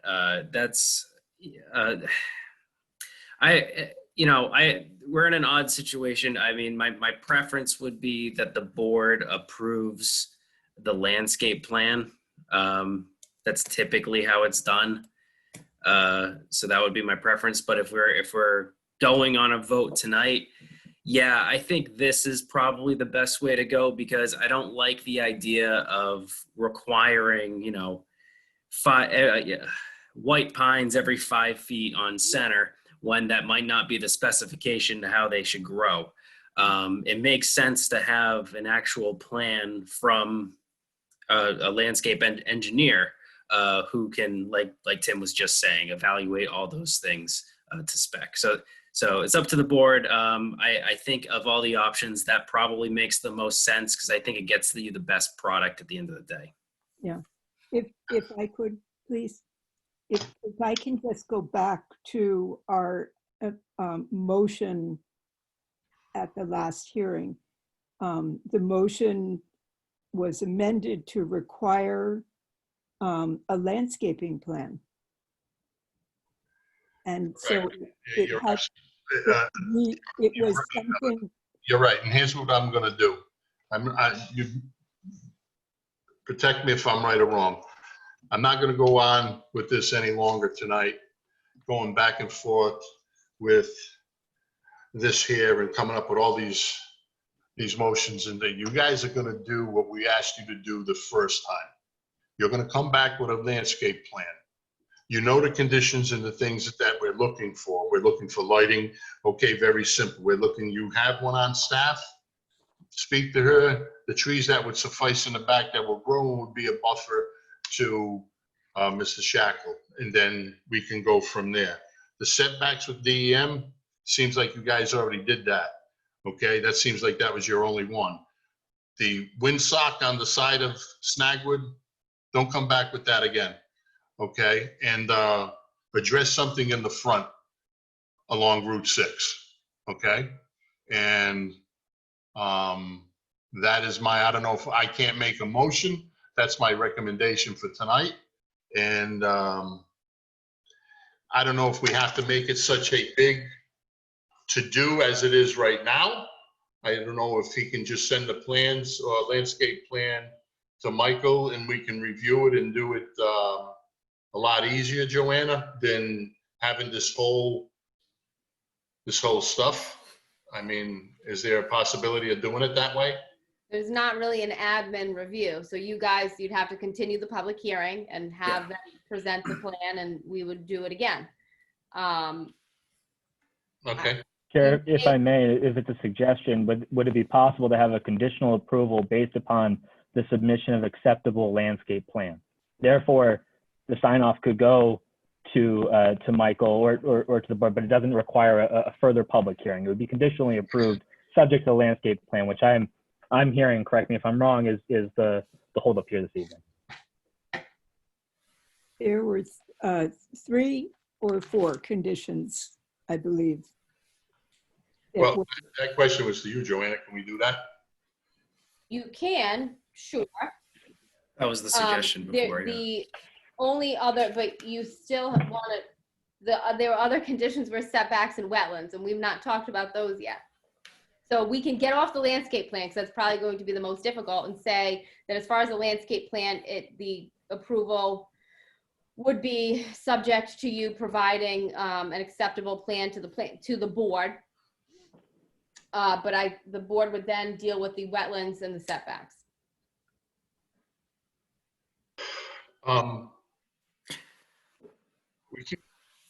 So Joanna, are you saying that they would, the applicant would have to come back to the board for the board's approval of the landscape plan? Okay. We keep going back to the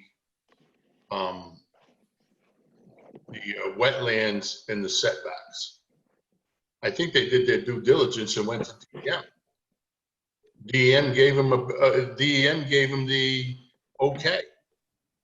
I mean, what else are we going to do about it? We're going to supersede DEM? I mean,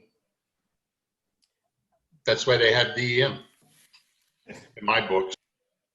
I mean, I don't. Joanna, through the chair, Anthony, does the board, I mean, there is within the site plan review, there are buffers from the rivers and streams, as noted. I think it was 300 feet, and wetlands from 100 feet. But I guess putting that aside, can the board in its capacity in site plan review say, if the board wanted to, we want you to, as a condition, stay 300 feet away from, which is kind of getting at what the question was about superseding DEM guidelines. Is that possible in this context? So there are. What do you mean by that, please, Michael? To set back 300 feet? What? Yeah, basically I'm asking kind of what Tony was putting down, which is Anthony, excuse me, what Anthony was saying about superseding DEM guidelines. I'm asking Joanna if that's possible. Well, sorry for messing up the words. I think in this instance, it's not necessarily it was whether this material could be within the setback, and DEM said that was fine. So that is a different question of, are you going to impose now a new setback for anything? So what DEM's position is on that asphalt chips or whatever. I'm sorry, it's Yeah. been a long day. I really don't think that the board, I mean, the board asked them to provide proof that DEM said that this was appropriate and that it wouldn't interfere, and they did that. If you want to start imposing larger setbacks, I mean, there's differing case law, and in this instance, I'm not going to weigh in on what the court would do, but courts have Sure. found both ways in Rhode Island. Okay. And I just would be weary about imposing things that DEM has already signed off on, especially, it also depends on the process. I don't think that it was a public process, so that the abutters in the town didn't necessarily have a chance to object or weigh in on this, but sometimes when people are doing other wetlands items, there are more public hearings with DEM. Yeah, I was feeling weary about it too. That's why I was posing the question to you. But just because I knew there was interest in that question specifically as well, so that's the only reason I was trying to get at it. I mean, what they've provided, we need to accept. We don't have any. Nobody's provided something that says to the contrary. Mike, I believe we have a motion that was seconded to provide conditions in those 4 categories. And if I'm not mistaken, we got through 2 of the categories. Is that correct, Helen? No, we only got through one category, Mike. Which was Lighting. lighting, We on lighting. and then landscaping. we got hung up on pine trees, Mike. We hung up on landscape. Well, so with that motion being seconded and discussion having occurred on lighting, Yeah. and the recommendation now to have landscaping be in compliance with DEM regulations and presented by the applicant's landscape architect. Is that acceptable to the board? So I think Mike's question, just to clarify, is that as far as the landscape condition, we would, if there was an approval, it would be conditional upon the applicant providing a landscape plan for approval to the planning board. Yes. That's an acceptable condition to the board. Then we could move on to setbacks and wetlands, Wetlands. which we mostly agree that are conditions that have already been met. So we would just acknowledge that and hopefully be able to move forward. If I may, to the board, with regards to the landscape plan, it's my understanding that essentially the fences along Snagwood was in existence or was otherwise replaced in kind, that there wasn't some other screening or other vegetation there. So we're being required to add an addition to what was already an operating use there without that landscape. And we wanted to work with the town to create that screening, and I can appreciate that the chair does not find the screen that we've used acceptable, and that is loud and clear. But I'm concerned about creating additional impact on the property along that Snagwood with regards to a landscape plan when there was no vegetation there before. There was either a replacement of a fencing kind or, as the chair noted, basically the fixing of an old fence. So we're creating an additional burden upon the property. That's separate and apart from the rear facing, the Stackle facing side of the property line. Mr. Chair? Yes, sir. We would only ask that you review the conditions that are contained within this motion and apply and reply appropriately. Because what we would like to do is eliminate the need for you to return for yet another review. If this motion passes and you can respond, think about, can you respond to the conditions as stated? How you do that, or whether you choose to do that or not, is strictly your decision. We're going to have to return for the landscape plan. The landscape plan, I believe, would be acceptable if it met DEM requirements and was prepared by the applicant's landscape architect. That puts the burden on you to show that you're doing everything you can to meet the town requirements that would provide a good view shed for the abutters.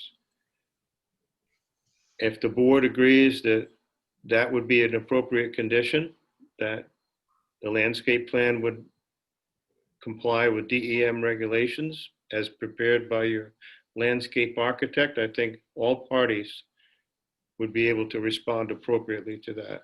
If the board is in agreement, we should move on to setbacks.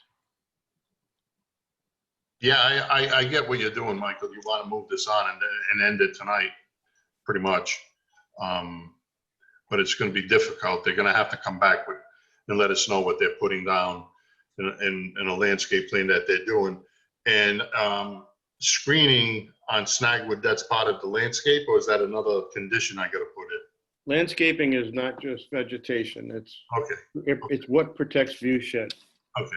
Could be a berm, could be a fence, could be camouflage. I just want to make sure of that, because before we finish the landscape, we got to go to the setbacks and the wetlands. But let's finish the landscape. But Anthony, do you want to clarify for the applicant that we're looking for, the only vegetative buffer that we're looking for to be included in the landscape plan is the vegetated buffer at the, and I would call it also the Sacco property, but that back line, not on Snagwood. On Snagwood, you are looking, do you have an option of what you want on that fence? Or does the board want to vote on what they've proposed is acceptable on the Snagwood side? Well, I'm sure the board would agree with me, but they don't have to. I don't agree with this, with the windscreen. Okay, if somebody thinks it's okay on the board, well, you can have a vote on it, whatever you want to do. I don't accept it. All right, so why don't we suggest that the landscape plan that they come back with will contain a vegetative buffer for the Sacco property and a proposal, whatever it may be, for the Snagwood property. We do not expect it to be vegetative, some type of screening, non-vegetative. Exactly. Thank you, Joanna. Does that work for you, Will? I mean, it provides me with conditions. Hopefully we're able to meet those, but that provides me with at least some marching orders and the condition. Yeah, I understand you said before that, you know, that's the way it was and it's always been like that. Yeah, Danny's auction barn was there before any of us were born. So we can't go back that far. Okay, so you guys, you're a new business in town. You're fortunate enough to have his license to continue that in town. So let's just make it new. Okay, you guys are doing a good job. I appreciate it, but that's where we're gonna go. The setbacks in the wetlands, is that already acceptable right now, Joanna, or? I thought when you were talking about setbacks, you were talking about parking the cars, like they had offered to not park the cars so close on one side. If that's acceptable to the board, I think that's as proposed. I mean, we can add that as a condition. From what I've seen and what you guys have been doing out there on Route 6, yeah, that's cool. I mean, you took 3 cars away from the edge of Route 6. That's acceptable. What? I don't recall what they said. It was so many feet. I'm sorry. Somebody said 35 feet from the road. Is that's right? 35 feet from, the front setback area. Yeah. The 35-foot front setback. Yeah, so you guys were okay with that. I mean, before you came here, the cars were right against Route 6, just about, next to the asphalt and the breakdown lane. Now you got them inside your parking lot, it's a lot better. Okay, the 35-foot setbacks is fine. Also, part of the landscaping, there's gotta be some sort of a fence and gate in the front. You guys can come back with something with that. All right, so that's another parameter on the landscape. That's part of the landscape plan. I mentioned that to you guys the first time. Okay, and the last thing is the wetlands, which. Is that the only setback that we're talking about, the front? Yeah, they need everything else. Okay.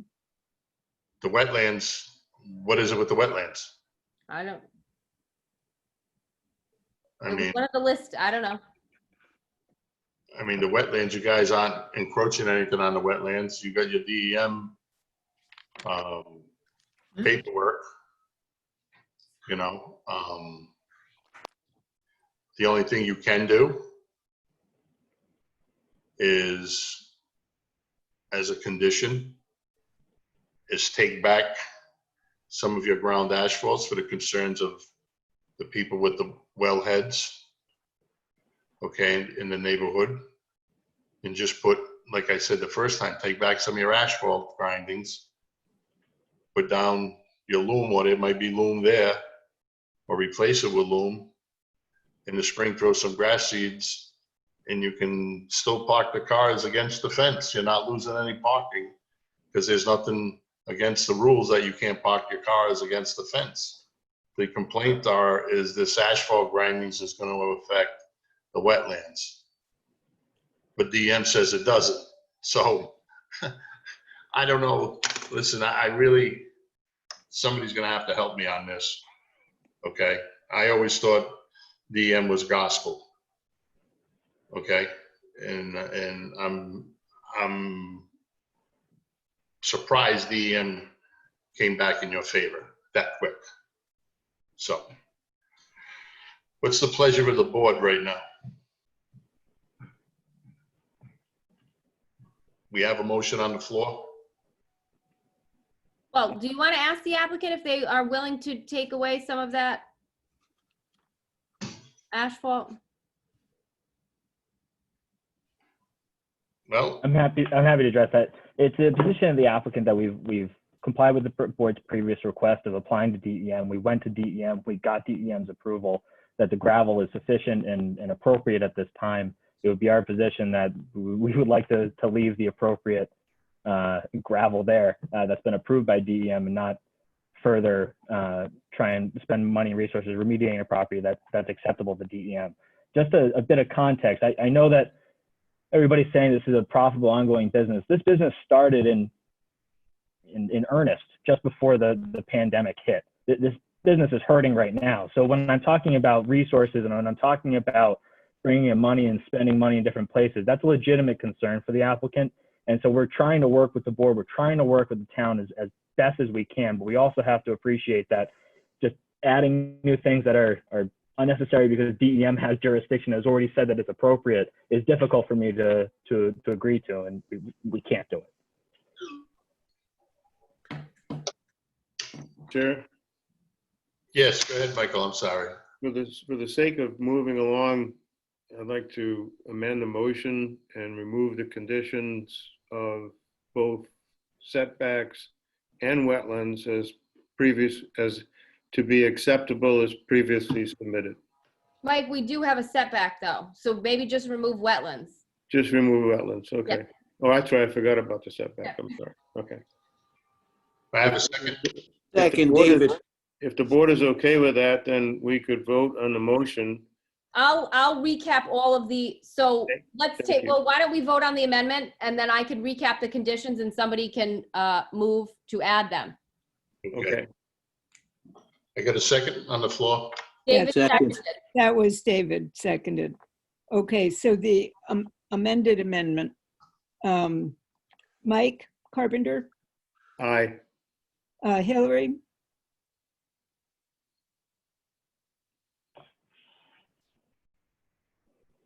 You're muted. There you go. Aye. I'm unmuted now. Aye. yeah. David, I'm assuming aye. Yes. Anthony, Yes. and yeah, it's problematic. Aye. So that carries 5-0 to 1. I can recap the conditions and then somebody can move to, well, I guess we can vote on this and then add the conditions, or? The original motion is about 4 pages back in my notes, Joanna's. I'm confused. So the motion that we've just amended and everybody has voted is that the motion will be amended to approve the site plan with special conditions concerning setbacks, lighting, and landscaping. And everybody has approved that. Right. Right.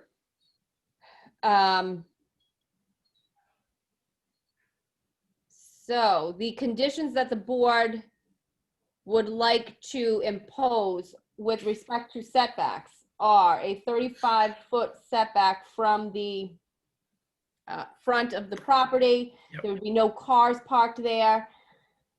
As far as lighting, the lighting would be such that it would be set to eliminate lights going into a butter's yards, and they would be downward facing as much as possible. Right. As far as landscaping, the applicant is going to provide a landscape plan for approval to the planning board, which includes a vegetative buffer along the Sackle side of the rear property. They will provide that.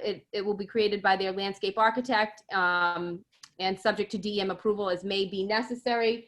In addition, they'll provide a screening element on the snagwood side of the property, as well as a fencing element for the front of the property.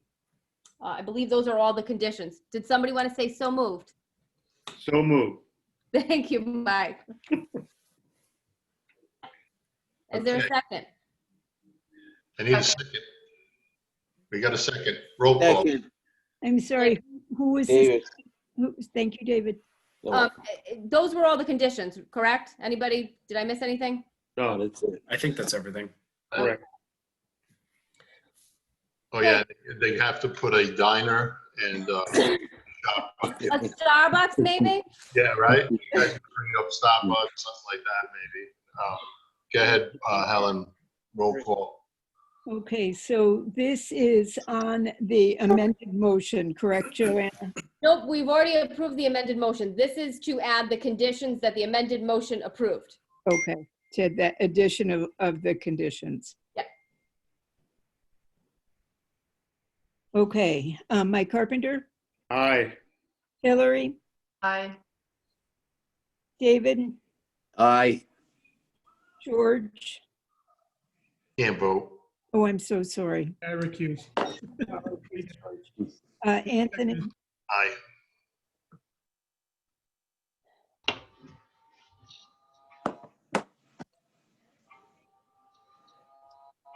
I'll vote aye. So that carries 5-0 to 1. Okay, so the public hearing is closed. Oh, Chair. I think Mr. I'll just take it. He's been quiet all night. Go ahead, David. Thank you, Mr. Chair. Can we just get a clarification on what the board's suggestion or intent would be along Route 6 with the gate and fence along that property line?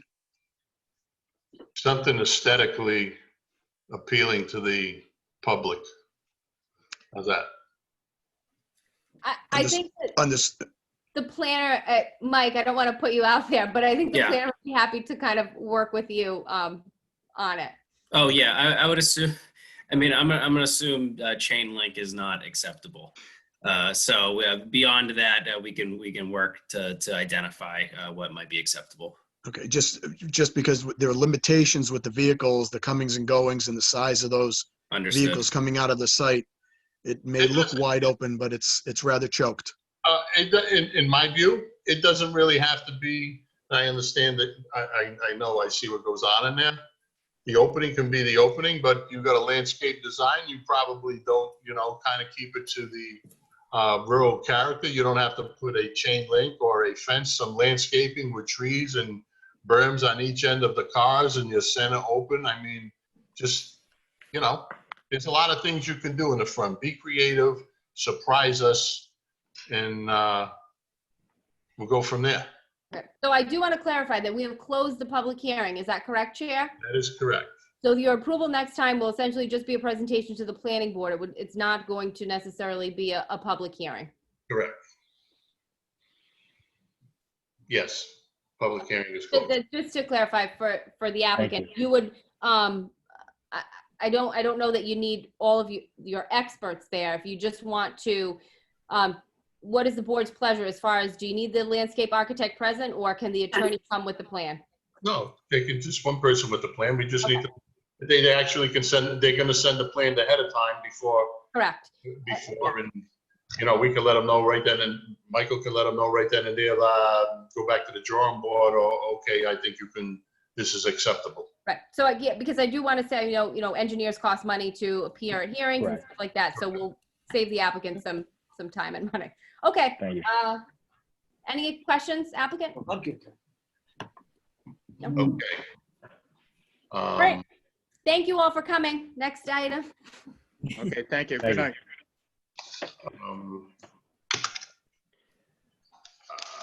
Item, okay. Joanna, Yes. Oh, Cindy, the steno, you don't have to stay. We're good. You don't have to stay anymore. Thank you. Good night. In case you, and all of you, if you want to, Have a good night. You too. Thanks, Cindy. everybody's blinking all over the place. Everybody's moving. Every time Moving, yeah. Everybody's leaving. I zero in and now Helen's at the top of the screen. Okay, the numbers are going down. We're getting back down to just our group. Well, Okay, couple more people. Okay. Joanna, I need to, where'd you go? Oh, here. I'm here. All right. I need to speak to you tomorrow. Thursday night, tomorrow night, they're gonna be bringing up the truck ordinance again. Okay. I want to get on the same page with you because I think we confused them. So this is not on the agenda and I don't want to go too Correct. far, but I agree that we do need to clarify what it was because I don't think it was clear. I am free in the afternoon. I have court in the morning, but call me at 1 or 2. I don't have your number. Who can I get it from? You don't have to state it publicly. Yeah, I was gonna say, I'm not gonna put it on the record. Mike Antonelli has my number, or email me, I'll email it to you. Denise, I think a lot of people have it, but Mike, you have my cell phone. Yeah, Anthony, I'll forward it. Oh, well, I don't think I have your cell phone written down in my office, but I can forward him your office number. Anthony, I'll email it to you, Anthony. Give me a little chat over here. I like All chat. right, I'll put it in the chat right now. Perfect. I was learning how to do tonight. I was chatting. There we go. We'll use Okay. technology. Helen, where are you? yes, Anthony. Your Right here. favorite- I could see your right shoulder is sagging a little bit right now. You did a lot of writing tonight, Helen. Okay. I can tell you There's a that. lot to keep up with. I just hope that I can just imagine if some big giant business came to town, what would happen? Oh my God. Okay, it would be like, this is your favorite time of the evening, Helen? We've had some pretty good sized businesses actually, Anthony, and done pretty well with them. So Anthony, are you asking to have somebody, is what you're asking to have somebody, Yeah, I'm not gonna go forward this evening with the prohibited uses and PDM. We could just move them. you want somebody to move to table items F and G to a Future meeting. Future agenda items, and we can definitely discuss the zoning on Route 6. Yeah. So I know George wants to say something. Yeah, Go George ahead. wants to- This is good, this would be completely new business. How, if we have a suggestion or an idea or something to come up in discussion, how would we submit that for something new? You can suggest it now, or you can just suggest it to me in an email, and I can work with Anthony to get it on the agenda. I'd like the board's weighing in on it anyway. I was just curious as to if we could put together some type of a web page or some type of a public forum that's policed so that you can't be rude on it, because that's why I'm not on Facebook, because people are just rude on Facebook. But something where we can get the towns weigh in on the type of businesses that they would like to see, so that we can actually start to put together a plan to go after those businesses. Rather than being responsive, let's actually try to put together an actual plan and maybe approach businesses. I know there's a lot of different programs out there for small businesses and things of that nature, and maybe we can tap into that. So I thought maybe a good starting point. Also, it gets the town's buy-in and probably changes our reputation of not being business friendly if we have such a site. Did you just see what we did to them, the guys? Any opinions? That didn't look too business friendly to me. So, Well, they weren't too neighborhood friendly either. So Okay, Right. so, but that, you know what, George? I know we're not supposed to be doing No, it. let's not discuss this. Let's Let's violating let's- anything. I'm very concerned about that kind of stuff. Agenda item. Yeah, so we'll put that on for a future agenda item. I think that's a good discussion to have. So we can get into the details without getting into details tonight. Sure. If I can say, we have, the planning board has had to, Mike Carpenter, you have to help me with this. Mike, where did you go? The planning board has been required, actually, to send out a survey to the town every certain number of years. I think it's about 10. It's for the comp plan, yes. And I do believe that it's been running on close to 10 years now, since the last time that we have done this. Okay. In that, we ask, there have been, questions about what people in the town want to see. And we had a reasonably good response rate. I can't remember it, but it was just statistically significant the last time that we did it. And so maybe we should find out when that was required. Sure. Carpenter, when was the last time we sent out a public survey, to the townspeople? And do you remember how often it is that we are required to do that? But it should go out every 2 years, and it was about 12 years ago that we sent the last one out. Yeah. I think that's a nice thing about a website too, because So I think we're getting a little bit too much into the topic. I am just going to say about a website that I think technology is great, but George, look at the OMA, because you don't want to run into an OMA issue on a website. So maybe that can be your homework. OMA? Open Meetings Act. What is it? The Open Meetings Act. Okay. And maybe kind of look into that, and when we come back, you can kind of have something. And I'm happy if you want to give me a call, we can talk about it.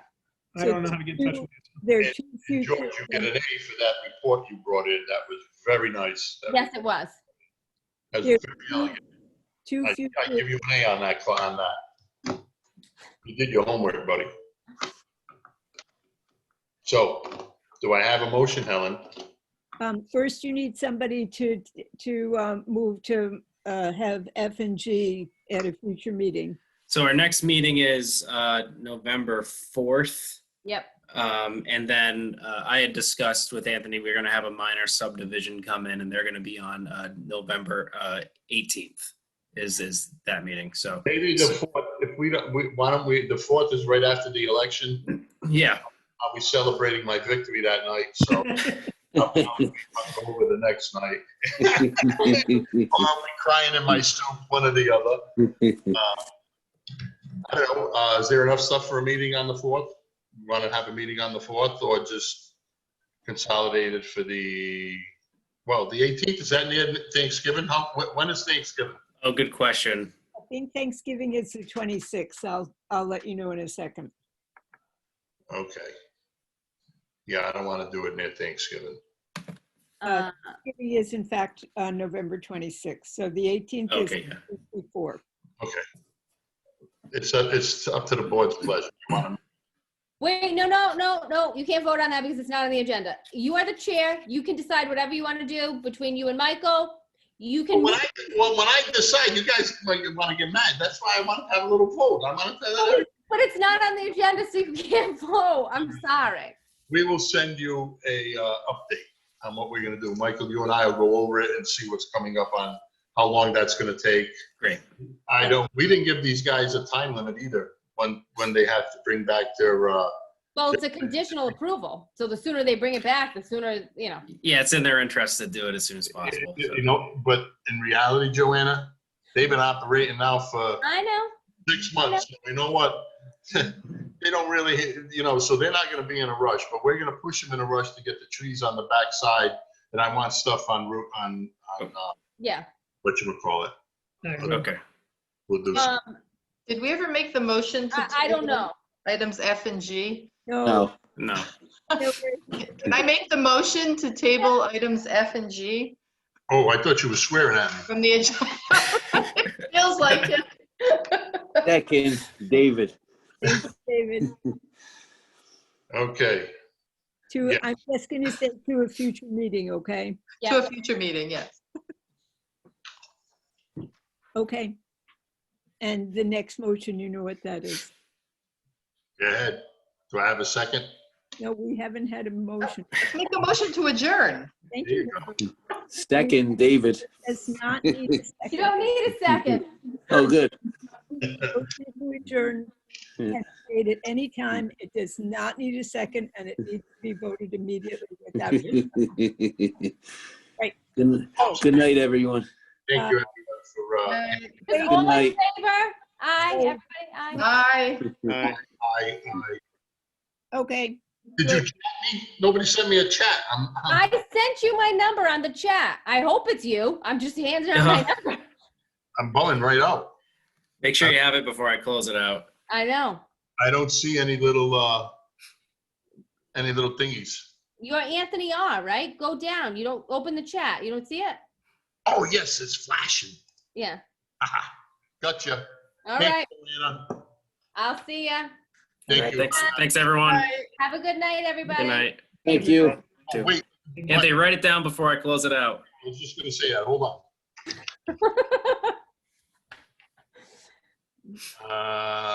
Okay, got it. All right. Got it? Okay. Good night, everyone. I'll see most of you tomorrow night. Good night. Yes, everybody tomorrow night. Good night. See you tomorrow night.